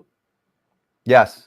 At the beginning of the season last year. Yeah, the fan altercation. This is not going to end well. There's way too much time left. What they're doing. Okay, so you're his teammate. What do you do, right? Because I know you'd be pissed as hell. That's not AJ's job. It's not my job. I know. That's not AJ's job based on who his – AJ and I are on the same team. AJ's job as a starting catcher is not to get Anthony Rendon on the field. AJ's job is to make sure he goes out there every single freaking day like he did in his career and catch 140 games so everybody follows along. That's my job, to find to not play and figure out what makes Anthony Rendon click, what makes him come to the park just as a person, not as a player. He has examples of Mike Trout wanting to stay out there all the time. He has examples of AJ Pierzynski catching every single day and needing him out there. You can't tell a guy who doesn't want to play to get out there and play. And the whole injury thing, we had Moose on the other day, and Moose talked about it. And I know Moose is a happy, not going to say anything to ruffle feathers, but he saw what happened in the injury. He knows how Rendon, the injury. So that's a lot of he said, she said type of stuff. Yeah. I don't think it'd be just such a bad spot to be put in as a teammate, like Kratz said, because it would suck, man. He's hurting the team too because they can't fill the spot. You know what I'm saying? Like they have to have third base open. They don't have a replacement. They're trying to get a little bit of infield depth. There would be things said. I promise you that. I mean, Kratz knows how it goes. If there's a dude that people think don't want to be out there, it's said. It's brought up. Trust me. It's in the locker room. You'll come in some days and you look at the lineup and you're like, oh, why is Kratz not playing? The fuck's wrong with him today? Yep. Like literally, people will say it, but they'll say it to the face too. They'll be like, hey, get the fuck out there. Like, we need you to play. I've seen it. Hey, we need you to play. We need you to play, bro. Play. Yeah. It'll get said. It'll get said. But it's a tough one. If it's said, the last thing for me is if it's said behind somebody's back, that is way more toxic than that dude not even getting onto the field. It needs to be said to his face by people that he respects from different walks. Like maybe it's somebody he respects from his faith aspect. Maybe it's somebody who respects how he handles his family. Maybe it's AJ. He respects him because he's always out on the field. Like that's a fine line. That's how you build a roster of 26 guys. And it's a stupid adage that is so applicable in this situation. 26 guys pulling in the same direction. I don't see it ending well. No, I don't know how. I don't know how it can end, because if Wash does what he said he was going to do, which is like you don't want to be out there, you won't be here. His ass. But then you're wasting yourself a roster spot. I know, it's such a tough spot, dude. There's way too much time now left. With the IL thing, the fake IL with Billy Epler, you can't throw him on a fake IL and say like shin bruise. Well, he kind of was doing that according to the team. The team was saying that. I know, but you know what I'm saying. You have to be so careful, and you can't just release him because you're going to pay him the money no matter what. Just makes you as an organization look like a joke when you've got a guy treating everything like a joke. I don't know about that. Wash was out there. Wash was out there hitting them ground balls just the other day. Saw the video. And spring training hasn't even started yet for position players. To me, that's a positive first step. True. All right, let's bring in our next guest on FT Live. Miles Mikolas back on the show. It's been a minute. Miles, good to see you, dude. Yo, I think you haven't been on since spring training April? Last year. Was it spring training last year? When he was driving 95? Oh, yeah. How you doing, dude? Been a minute, bro. Sorry I'm a little late. I was in the training room. We're pushed back here because of the weather a little bit. I had my first live BP today, so. How'd it go? It went good. Things, sometimes you throw bullpens in the winter, like you're waiting for, some of that velocity to show up. You're like, uh-oh, this year it doesn't show up, but I got some batters in the box and the ball's coming out nice. So I feel really good about it. Did you break any bats? Make any firewood? I mean, anyone take you deep? What was it? No. I walked the first guy and then hit a guy with a curveball, and then after that it was smooth sailing. So get him out of the way early. But everything was good. Everything felt great. Who's Are your you face? are you a screen guy? Tells them what's coming? Are you a no screen? No, don't tell anyone I'm trying to get punch your ticket. No screen. I do no screen. I think we tell them if we're going to come inside with something hard, just in case they want to be able to get out of the way or not. But I had the veteran guys in there. So a lot of those guys have their own program. I think Goldie was just looking at pitches today. Either that or I was so good he couldn't get the bat off his shoulders. He's probably just looking. Nope. No, he's that good. He's that He's good. that good. Yeah. Exactly. All right, Miles, we got a lot to get to with you, but Okay. I do want to start here. How are those uniforms fitting? The jerseys aren't bad. They're a little different. They look different. People don't like change, especially baseball players. Baseball players, you guys know the deal. They don't like change. The numbers are different. The name's a little smaller. The pants are sized differently. Maybe if I size the pants down a little bit, but I feel like I got on those old like Manny Ramirez kind of like the pants are really baggy, and I've got really skinny calves and ankles, so I'm always more particular with how they're fitting. So I didn't love them. I know there's some other guys that don't love them, but maybe when they come in and I resize them, they'll be better. Who knows? All right. So I have one of my old Cardinal jerseys here. The Yep. old school, right? Birds on Yeah. the bat, the big letters, the old one, right? Yep. But they're also missing It's a some of the beautiful cool jersey. stuff, right? They're missing like this, right? They don't have the Yeah. hand stitched Is that the name in Sunday? it, right? Is that All that no? stuff Yeah, that's they don't supposed have to the be in there. stitch name in it. It's different. When I was coming up in the minor leagues, you looked forward to that big league uniform. The quality was better. Like that material was just a little bit thicker. You could feel the quality of it. Your name was stitched in it. The pants were, there were 3 measurements. There's like the waist, the inseam, and like the circumference of your thighs or your calves. It's a very tailored fit, and it was something that you really aspired for. That tailored fit, and I think a little bit of that is gone. With the new jerseys are a bit more generic. They look more generic. I haven't seen one, but they definitely look. I mean, the letters are like this big on the back, right? Yeah. I mean, they're Well, microscopic. We play for the name on the front, not the back. Chapter Maybe two, that's what they're trying to tell everybody. Army. See? They want guys to remember that. They want to remember that. But what happens when your name is sewn in the front too, like this? Then it's so which name am I supposed to play for? Right? I don't know. I have my name on the front and then my name on the back. Do guys like the feeling of the stitched in versus like the press, the glue, whatever? Is there a difference there? I think it depends on what your undershirt preference is. I'm a guy, I sweat a lot, so I like to wear that extra undershirt. And I'm changing jerseys more than once throughout a game. I might change jerseys in July 2 or 3 times, just sweating so much. I don't like the heavy feeling. Maybe these wick the moisture away better. Maybe I'll like these better once I really start sweating in them. But the jury is out on the jerseys for right now, for me at least. Okay. But your butt looks good in the tighter pants, so you're happy. Yeah, you want to put people in the seats. You want guys to look good. You don't want like the loose, baggy. Loose is out right now. It goes in waves. Loose is in, loose is out, tight, baggy. For a while, guys were wearing like trash bags for jerseys, the big baggy pants and baggy shirts. Then everyone wants the tight stuff now. So maybe we're in the middle. We're in flux and transition. Let's be honest. If you go out and you shove in April, we're not going to hear anything about your jersey. But if one of your teammates goes out and doesn't shove in April, they're like, these stupid jerseys, they're ironed on. Jerseys, I feel yeah, like I'm on Great Britain's team. That's how baseball players work, right? It's not going to be my fault if things go wrong. It's going to be the jerseys or the dirt or the pitch clock or the baseballs or something else. It's not going to. I worked hard all winter. It's not going to be me. Or the rookie's fault? Is it going to be the rookie's fault? Whoever didn't bring donuts to the field, it's going to be their fault for sure. Okay. That works. What about Nolan's comments about the rookies? How do you where do you lie on that spectrum of the discussion? I didn't see that. What was the comment? I didn't see it. We could show it.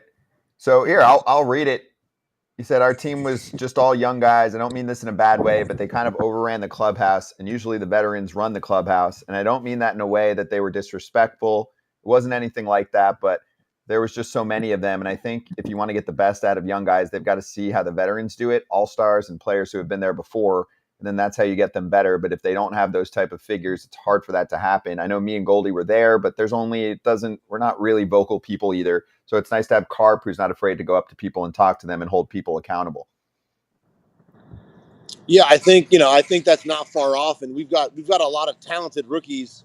Sometimes rookies come up, and rightfully so, guys come up. Especially we're already in the middle of a rough season last year, so guys are coming up, and they're trying to make their mark and go about their business in the way that they maybe always went about it. But when you get to the big leagues, things need to be done sometimes a different way, a certain way. It's a higher level, and you're under more scrutiny.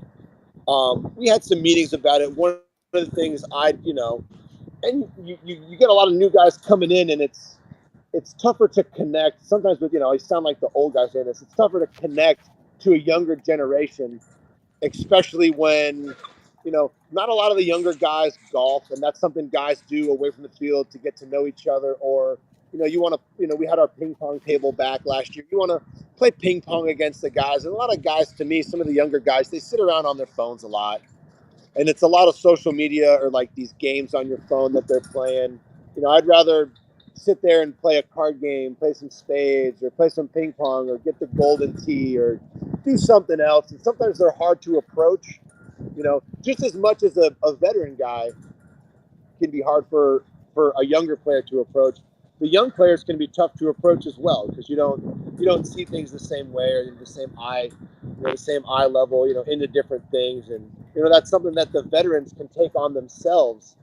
I might have not done a great job with it last year, admittedly, because I was having a rough season, so I didn't want to be bothered, by younger guys or this or that, and I might have been in my own space sometimes. So there's things that I can be better at to connect with the younger guys and try to help them, try to learn stuff from them, because the young guys are into the technology and the spin rates, and I might be able to, pick their brains for some stuff like that. So I think it's a two-way street.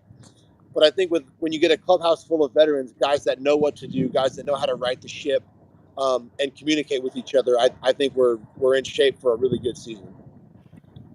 Well, so you lost Yachty last year, and now you lost Waino this year. And I know he mentioned Carpenter, and the way you just talked sounds like you've taken notice of what Arenado said, and you're like, okay, this is a thing we need to be aware of. But who takes that mantle? Because Yachty, I played there. Yachty was the one everyone looked to, right? On the pitching staff, I'm assuming everyone looked at Wainwright, right? Yep. So you've lost a Hall of Fame catcher and one of the best pitchers in Cardinals, history. The way he handled himself on and off the field. So whose job is it to take that over? Because you would think, okay, Yachty left. I know Wilson Contreras came in, but starting catcher usually kind of can take control of things. And again, there were some rough times for him. So there's really no blame to pass around. I'm not going to put blame on anybody, but who's going to be it this year for you guys? If Nolan's already saying it and you're talking about it, that's two heavyweights already on the subject. Well, I think we need, Goldie and Otto are guys that lead by example, with their work ethic better than almost anyone I've ever seen. Every time you see them, they're doing something that needs to be done. But for them to be just a little more vocal, like Carp can be, and for Wilson to take some of that passion he has for the game and vocalize it and get us riled up, get us going for the games, I think is something that can happen. And from the pitching standpoint, working with pitchers, you lost a guy like Waino, but you replaced him with, with a Lance Lynn and a Kyle Gibson and a Sonny Gray. And, you know, for me to step into some of those shoes, and I talked to Mats about it a little bit last year, you know, kind of being our job to carry that. Waino did everything so great. He could be funny, he could be firm, he could be, you know, calculated. And I think you've got so many different personalities with our veteran leadership that if we can all pick up slack in one area, we can cover, you know, a guy like Wainwright. I know Lance, you know, likes to be loud and likes to be vocal. He can, you know, he could be the tough love kind of guy. I like to joke around and have fun. Maybe I can keep things light. I know Sonny's great with, you know, some of the analytics side of it, and, you know, that studious approach to things. I've talked to him. He's already gave me some pointers. Like, he likes to really watch guys and watch their stuff. And, you know, he's quick to come say, hey, have you tried this? Or maybe you should think about trying to get it to do this instead of trying to get it to do that. And, you know, Kyle Gibson's he seems like a good, steady presence. And I know what kind of, the great guy Mats can be. So if we can all pick up just a little bit of that slack, we can fill that void, you know, that someone as big a personality as Waino, you know, when he leaves, we can fill that with little pieces of ourselves. I just want to say this. I can't wait to talk to Lance. He's going to be so proud you compared him to Wainwright. Talk about two opposite ends of the spectrum. I mean, he's going to be so proud. I'm going to be like, remember when you were young and Waino used to talk down to you? Well, now you've become him. Congratulations, Lance. I already joked him that he was afraid to come back until Waino had left. So I said, oh, well, Waino left. Now you come back. Now you come slinking around. So I've already given him a hard time about that. We'll make sure we tell him that, because he would definitely refute that. And I love that. I love that. Yeah. You gotta get him going. Yeah, no doubt. He's an easy one to get riled up. I love that Sonny Gray is yelling in his bullpens. Were you there for the infamous yelling and snorting and all that Sonny was doing in his bullpen the other day? Yeah. He's that's a fun bullpen to watch, because he takes it very seriously. He's getting feet in there, but, you know, when he's vocalizing everything, I think it's great to hear it, because, you know, sometimes in my head, and you see other guys thinking, he thinks out loud, like, all right, you know, he'll tell you, hey, I want to run that sinker in on this guy's hands, instead of me just saying, you know, give him the sign, I'll throw sinker in. To vocalize it, I think helps reinforce it. And it's fun to hear him say, like, you know, I'm going to run this ball in on his hands, and then I'm going to cut one back in off his front hip, or, you know, I'm going to dot one down away, and then I'm going to make him chase that slider. It's fun to hear him vocalize it, and I think it reinforces his thought process. And, you know, you hear a lot of guys, you know, think it, say it, do it, you know, that visualization process. To see that carry out in real time is it's tons of fun, and it makes me, I'm not saying it out loud just yet. It's like a leap. You got to be able to, like, say it, but I'm definitely in my head with a little more intent, like, all right, you know, sinker in, I'm gonna jam this, you know, jam that crud in there, and then, you know, make him chase. So it's fun. He's a high energy guy. We're gonna have a lot of fun this year, I think. You think something like that, does that get Wilson going a little bit too? Does that get, like, you know, Wilson coming over to a new team? He's always been a player with a ton of energy, to the point where you hated playing against him. As a Cardinal, you hated playing against Wilson Contreras as a Cub. Absolutely. And now he's on this Cardinal way team that's, like, prim and proper and perfect and everything. Do you think having a guy like Sonny, who's like, yeah, you know, that was a good pitch, that's what I'm talking about, like, kind of gets Wilson going a little bit too? I think it's going to be a really good fit. They were already like his first bullpen with Wilson. I saw him. He's like, hey, I want you to, you know, set up middle, stay middle. Like, I want to see your body. I want to work it off your shoulder. I want to do this. So also some of that direction when you're learning a new pitcher, it made me think, like, maybe I should have been more vocal and communicated better with Wilson last year. And Sonny's already doing it in his bullpens, and that's great. He's telling him, hey, I want to run this ball in. This is where I want to see your body. I'm going to have him chase away. This is where I want to see your glove. And being vocal, I think it's going to help everybody. Miles, on the position player side, you know, what do you think is going to stand out about this team this year? Because the offense on paper still looks really good. I know it had its ups and downs last year. I'm assuming we'll get kind of a full season of Jordan Walker just up in the bigs. And also, we've talked to a couple of your teammates over the offseason who bring up the addition by subtraction. And I think they mean it more in just that, like, for example, with the outfield, there were so many dudes just kind of mixing and matching up and down and not getting consistent playing time. Did you feel that at all at times? Like, obviously, Tyler O'Neill moves over to Boston now, so things might kind of be a little more solidified with the outfield. I can only imagine how tough it is as a hitter sometimes, especially a young guy, when you're used to coming up and playing all the time, to all of a sudden be getting half those at-bats a week and trying to stay ready, and then having a pinch hit, and then, doing things that you're not used to doing. Even Jordan Walker kind of learning more about outfield in the big leagues. Like, hey, you've played a little bit of outfield in the fall league. Now you're going to play it, and you're just going to learn in the big leagues. Like, that's not easy. And the strides he made defensively and then offensively, to see those guys develop. I mean, we saw the difference a year made with Gorman. He didn't hit lefties that well, didn't get to the high pitch. He's hitting lefties, throwing them heaters up. He's hitting them out of the ballpark the next year. So to see those adjustments he made, to see the continuation of that, the power that Donovan was adding to his game before he got hurt, and, to see the difference Walker made, and to see the difference that Wynn's going to make, to see those guys grow and develop. I mean, you expect better seasons out of all those guys, and they already were having good seasons. So I think it's going to be huge, and I'm really excited to see it, and to see that finished product on the field come end of March, April. Where are you guys going to finish? This is spring training. Everyone's hyped. The owner's already given their speech. Ollie Marmol's given his speech, and everyone's like, whatever. Bleh. Where are you guys going to finish? What, end of the season? Yeah, I don't care where you're going to finish in July. Yeah, confetti, baby. If I'm not finishing the year getting confetti out of this mop, then we did something wrong. I want to be picking confetti out of this in November. That's the goal. Dude, that is a first-class mop, and that is, sometimes you've asked me, that is exactly how my hair would grow out. So I can do that at some point, but it goes right with Miles. Like, I can do it. I've got pictures. It goes kind of up and kind of gets the curls going. So, I mean, it's fun. I like it. I can do it. I have a question for you about the rest of the division, Miles. Were you surprised at some of the moves this offseason? Like, the Brewers clear the division by quite a few games, and, they have to, I guess, according to them, think long-term. So they trade away their ace, one of the top pitchers in the sport, in Corbin Burns. They made some other additions. I get it. The Cubs have been kind of quiet too. Like, what have you observed from the rest of the division? And I think there's a lot of people that are surprised that there wasn't more aggressiveness, aside from, in my mind, Cincinnati. I think they did a lot. Yeah, Cincinnati did some stuff. They've got a good talented rotation. They're missing some pieces there. I think they went out and did a good job there. The Pirates had some guys hurt. The Cruz got hurt early in the year. They're banking on him coming back. It's always odd to see a team get rid of their best pitcher.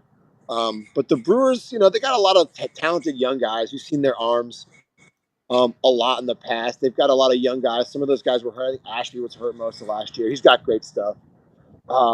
But it's always puzzling. Maybe sometimes say, the division wasn't so strong. We can afford to do this or do that. And, they're going to talk about the TV deals and the regional income that's not happening anymore. They got to shave payroll. I don't know how much water that holds. If we got to see everybody's books, which we never get to see, because they won't show them to us in the CBAs and stuff like that. But we'll see. I'm always really confident in our team. I like where we stand in the division. I like where we stand with the rest of the team. We've got Gold Glovers, MVPs, Silver Sluggers, All-Stars, Cy Young candidates, veterans, guys that have been in the league, guys that have shown they can do it for 180, 200 innings a year, guys that have been in the playoffs, guys that have won World Series. I really like where we are, and I think we're going to come in a lot more experienced than a lot of other teams, and I think you're going to see that really play out, especially late in the season when we have guys on our team that know what needs to be done and that have been there before. You just mentioned some guys still out there. There's a guy that's pretty vocal out there. Why do you think those guys are still out there? Why do you think? I mean, there's some big name. The guy who won the Cy Young last year in your league is sitting out there on the free agent market, and we don't. I mean, I guess we know about maybe one offer, but nothing else. Bellinger, pretty good player. Matt Chapman's done a lot of things, right? I mean, Jordan Montgomery led his team to the World Series last year, former teammate of yours. Why are these guys still out there? Why have they not signed? And why have the Cardinals not signed any? Let's ask that. Who are all those guys represented by? Some of those guys. Players Association? Players Association? Some of those guys are notorious Boris guys, and I know he tells guys things that, you got to hold out for this. And he's, some of his clients have a history of holding out till mid-spring training. So you never know. Guys are asking too much. I don't know what people are asking for. I know what I think people should get, and I know what some people might be asking for. And you hear the both sides of the story. Like, if a guy struggles for a couple of years and then has a great year, they'll tell you, well, he's great. He'll be great forever. But a team is going to tell you, well, he was great for a year, then bad for a year, then great for a year, then average, then great. So are we going to pay him? We're going to give him 5 years for 2 years of greatness? Or are we going to get 3 years? Or is he really going to be great for all 5? So there's arguments on both sides. I'm a big both sides of the coin guy.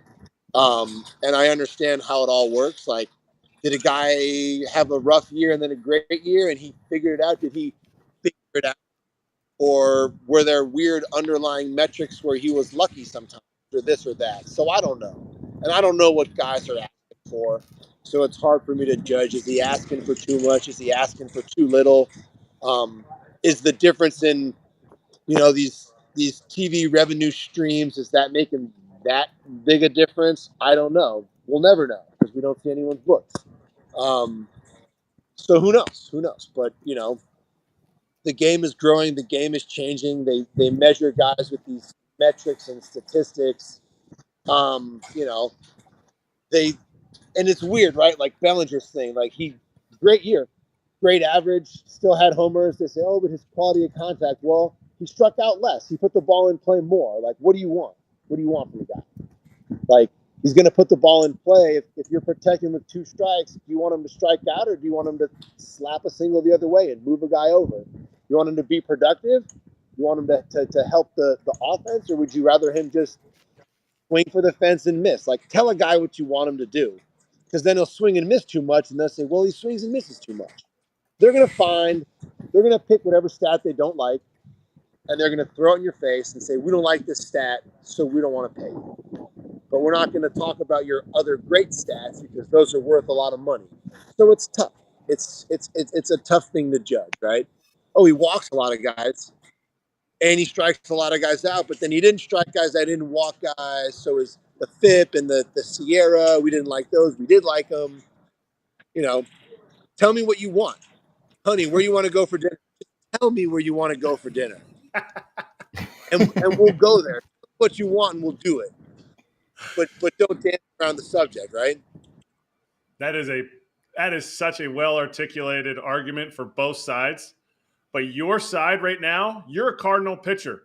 How does it change? And is there like a certain date that if one of these guys is going to sign with the Cardinals, hey, he should be in? Because you're creating that bond with your 5 other starters, your bond with your relievers. Now they go out and they sign because Cardinals owner is like the 4th richest owner in the game. So he should be able to sign Blake Snell and Jordan Montgomery if he wants to. He won't, but if he wants to, how does that change the clubhouse dynamic? And is there a date where it's like, all right, no more. We don't want any more good players to join our team? I mean, if you want to win, you want the most talented guys on your team. And I know that we've got a locker room and a clubhouse and an organization full of people who want to win. Mr. DeWitt, I know he wants to win. So if you're a guy that wants to win, and this guy comes in, I love Monty to death. Monty's great. I was always sad to see Monty go. We got along great. We golfed, we fished together, we hung out. I heard Snell's a great guy. If those guys pop into your clubhouse halfway through spring, I think you're happy to see them. I think it's, regardless of what team you are, if it's the Yankees, the Red Sox, the Rangers, I think if you see that guy pop in, then you're like, okay, time to win. It sends a message. If that guy pops in halfway through spring training, it sends a message that your clubhouse is saying, hey, like, we think we need this guy to win, so that's why he's here. I like it. I agree. It always sends a good message when you bring in. All right, so I'm going to be in Jupiter Friday night. Where should I go? Being that you're a Jupiter Warrior grad alumni. Jupiter High 06, baby. I think you got to stay on the water. You got to go in the water. You can go to 1000 North, and you can look across the Intercoastal and see my boat at the marina across the way. Humble I got brag. a nice marina. Not a big boat. It's not the biggest, but it's a very nice boat. Or you can go to Utiki. I like Beacon. A little more classy. Very good entrees. Their desserts aren't the best. I recommend leaving anywhere you go for dessert. You go grab a scoop at Palm Beach ice cream. My favorite ice cream. But you can go Beacon if you're big oysters. You go Lucky Shucks. All those places on the Intercoastal. You get a nice meal, a nice view of the lighthouse. And if you want to grab a beer when you're done, you can go over to Square Grouper, have a beer. Maybe they have live music, little tiki bar. Go out to the dock, see the fish under the lights, the beautiful big lighthouse. That's the Jupiter experience right there. Okay, I was going to say, if being from Group Jupiter, if you don't bring up the grouper, I was going to come by camp. We might have words because I mean, I could see you probably. Here's the thing, Jupiter High. You started out at the grouper and Utiki, but now you got the boat, so now you're at 1000 North. You've moved up scale. Now you're like, moving on up now from the grouper to you're at the woods. You're at 1000 North. Instead of Square Grouper, Utiki. The common folk places.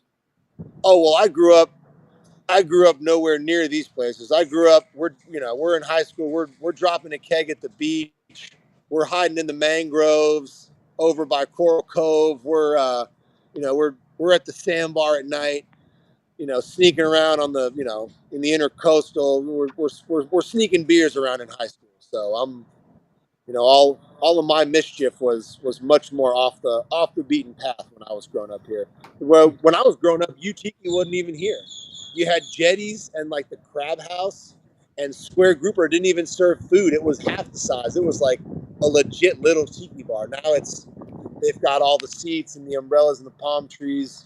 When I grew up, it was a much more covert affair. I remember when it had the beach. You actually had a beach at the Square Grouper. You actually had a beach into the water. Now it's like a big wall, and there's all these boats out there. There's like they have like 3 bars now at the Grouper. It's not even the same place. You start thinking income. At some point, you got to think business, right? Yeah. True. That's why you live on Penick Point now, and you got all the money, so it's cool. We get it. You went from the kegs on the beach to Penick Point, Jupiter Island. It's cool. I'm out in the farms. Getting my hands dirty. There you go. We got about 20 acres out there almost. Okay. I like that. Finish this, so I'm getting dirty. I want some chickens. I want some animals. I'm getting dirty out there. Okay. I like that. I like it. Jupiter's a great spot. And by the way, I called Lance. I'm like, hey, Lance, I'm coming down. I'm spending Friday night in Jupiter. You want to hang out? He's like, I can't. I'm like, you're sick. He's become Wainwright. He's got 4 kids. One kid. It's his daughter's birthday. It's his daughter's birthday. So. Well, you're hitting camp though, aren't you? But not this time. This time I'm not. This time I'm going for fun. In a couple weeks though, you're going. Miles, he's coming. When are you going? I got to look at my. He's coming in a couple weeks. Yeah, I'll be down Miles, hit the farm, but AJ's going to be down there in a couple weeks, so he'll come say hello. And we're taking a ride in Lance's pink Bronco. Appreciate you, Miles. Great to have you on, dude. We appreciate the time, and it's good to see you. No, thank you so much for having me. Thank you. Have a good one, dude.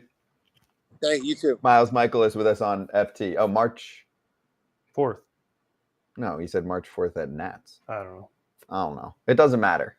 We focus day by day here. We take it game by game on FT. Oh. We're going to be at Nats camp with the Cardinals. Yeah. We're hitting some spring training. Some guys won't be there. I can't believe I don't have a day where I get to go to the Cardinals camp. Come on. You can create You were there that. for half a year. It doesn't matter. I mean, you've seen all the Cardinals we've had on that were there. They remember me. You were the anti Wainwright. Oh no, that was Lynn. That was the anti Wainwright. Yeah, I was. Well, Miles' words. That's why Lynn and I get along so well. There you go. All right, so we have a few things that we'll cover in Slap, so let's hit that.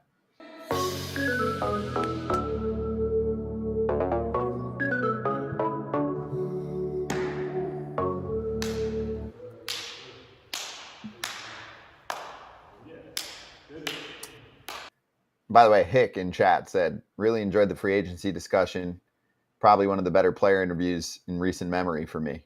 I'm glad. That was good. And you get it pretty authentic from Miles on the jerseys, on the free agent discussion, kind of presenting both sides and where the pros and cons are, and why we're in this situation. I thought that was good. Right? It was honest. Mm-hmm. It was what yes, it was his opinion, but it was also what guys are talking about in the clubhouse. Mm-hmm.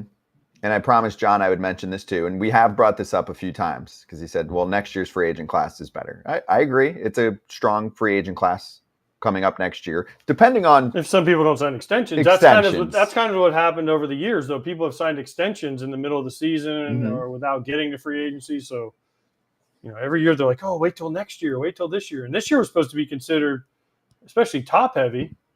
Well, just with Shohei. But Shohei, Yamamoto, Snell, Montgomery, free agent class Chapman. in the beginning. Yeah. I mean, Stroman, remember how good he was? There was a lot that was considered strong, right? Mm-hmm. Does this mean we're going to have to wait till like April for half the class to sign next year? Soto, possibly? I mean, Soto, Alonso, Bregman, I think we'll all get to free agency. I don't know if Goldie will make it. They might offer Max him. Fried is another one. Yeah. Fried. I don't think Wheeler will get there. I think he'll get an extension done. Burns will get there. Shane Bieber should get there. I love extensions more than free agency. Well, they get of course, done because you don't have to worry about where you're going to be. True. All right. So, first off, Pablo Sandoval. I don't get this one. Is in spring training. As a player. I don't get this one. What's the downside? He sucks. And then you say, okay, dude, you're just going to help us out and hang out. What's the downside? Just bring him in as a special advisor. Then you don't need him in uniform. What if he can play? They're going to take away one of their young kids' opportunities to play for Pablo Sandoval. No, this is like bringing in Baker Mayfield. This is like bringing in Russell Westbrook. This is like bringing in your celebrity guys who want to go and play a few innings in spring training. He's trying to make the team, dude. No. Yeah, why not? I mean, maybe. Did he play winter ball? If he played winter ball, then maybe. He played in Saudi Arabia or whatever, Dubai. Yeah. He had a 6-run homer. I said winter ball, not first base. Not the it was in the winter and it was baseball. Yeah, first base, another option. I mean, it's Wade and it's Wilmer. Dude, come on. Maybe they want another. Great for Pablo, but come on. Bat. This is like when listen, this is just one of those things. We want to try to get people excited. I mean, it's cool. It's cool. It's cool for Pablo. Great. I don't know. I mean, he's not going to make the team. He's not going to go to AAA. Pablo Sandoval going to go to AAA and play? No, you can't drive a Lamborghini in AAA. His words. Mm-hmm. He'd be buying dinners every night. AAA would love it. I just don't. Listen, it's a cool story. It's funny. It's awesome. Like, way to go, Giants. Way to go, Panda. Welcome back. But, Farhan Zaidi is not going to give up a roster spot from one of their guys. No. For Pablo Sandoval. If he can't help him produce, because they're starting to get a little pressure on him now. Plus, they just brought in Bob Melvin. Mm-hmm. So there's pressure now. Hey, we're going to have to make some moves. The fans are starting to clamor a little bit. 2014, last time they won, 10 years ago now. They can't hang on to that anymore. They're my top team to make at least one more signing. Okay. They will get, in my mind, Snell or Chapman. That's what I think. No? No, I don't. I think they're getting one of those guys. Maybe Snell signs with the Yanks, but I'm confused why what they don't like about Snell. I just feel like that's a fit in that rotation for them. He starts too much. Too much? No, that's perfect for him. That's why he's not in the past, though. They can take him out when they want. But in the past, remember, they were like 3 openers a week. 3 out of 5 was openers. Well, he's not taking that away from him. Shoot, he's better the third time through. So maybe that's why they don't like him. Maybe they're like, if we could figure out how to get you in your third time through, you're going to pitch the whole game with our opener, and then we're going to bring you in, and I think you'll be nastier. Dude, Snell and Chapman, I know you guys are funny. Snell and Chapman, that's an offseason then. For me, that's when I'm like, oh, shit. Look at San Francisco. That's what I'm saying. Lee, Soler. Ray coming back in the second half. That's a good offseason. Even one of those is pretty good. But if you do both, that's where I'm like, okay, the Giants aren't fucking around anymore. Mm-hmm. To me, that's an offseason. lastly, can we show this tweet from Tim Healy and get Erik Kratz, our expert journeyman, to comment here? Because Diego Castillo has been designated for assignment. Poor guy. I mean, he's not even doing anything, and they just keep bouncing him from team to team. So this offseason, he has gone from the Diamondbacks to the Mets to the Yankees to the Phillies to the Orioles, and now is available again for the low price of a non-roster invitee to spring training, I think. But Kratz, what is this like when, every few weeks he gets a call and they're like, I know what it's like during the season. I played different years. 2 different years I played for 4 teams, and 1 year I played for 5 different teams. Season, it's one thing. Season, I kind of expected it. Spring training, that was, and I'm going to quote my wife, spring training's the best because you've never gotten traded during spring training. You know where you're at. You know actually where you are for 6 weeks. So I don't know what Diego's going through here. The crappy part is he doesn't even get to get a hat each time. All the times they've picked him up, that's the best part for me. Swipe a hat. Add it to the Kratz hats bin. all right, do Kratz hats. Came here to see one of my buddies. We were almost kind of drafted together. Toronto Blue Jays. Old school style. AJ, before you grade it, who do you think of when you think of this, one of their 19 logo changes since they've been an organization? Who's the first person you think of? Me taking Doc Holliday deep to left center. There you go. Usually for me with that logo, I think Carlos Delgado, but for some reason. Delgado's before that. It's before that? Mm-hmm. No, you know who I thought of for some reason? Ricky Romero. I was going to say Sean Markham. That's a good one. I always say Dustin McGowan, who never paid for anything.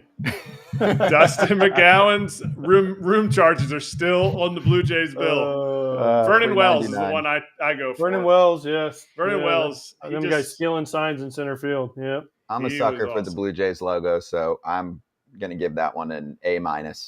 Ricky Romero was almost throwing a no-hitter once, and then he hit me on the foot, and it ruined his day, and Alex Rios went deep the next pitch, so it was great. Oh, shit. Really? They were super happy about that. Look up Ricky Romero's one really good season. Yeah. He had one really good season. Really good. Really good. Sean Markham had a great first half every year. And lastly, 2 more announcements. Number 1, Fair Territory is out there for the world to consume on wherever you get your pods or on the Foul Territory YouTube channel. Fresh stuff from Ken, including the Boris stare down with teams. And thank you, everyone. We have reached 40K subscribers on the FT channel, and we're just getting started. So not even a year yet. Stay hot. Yes, tell your friends. But we appreciate everyone that subs to the channel. We're here every freaking day, 2 hours a day, live show, which will be 11 a.m. Eastern time starting next week. Tomorrow, we're still the same.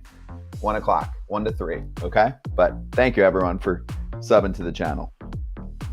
I like it.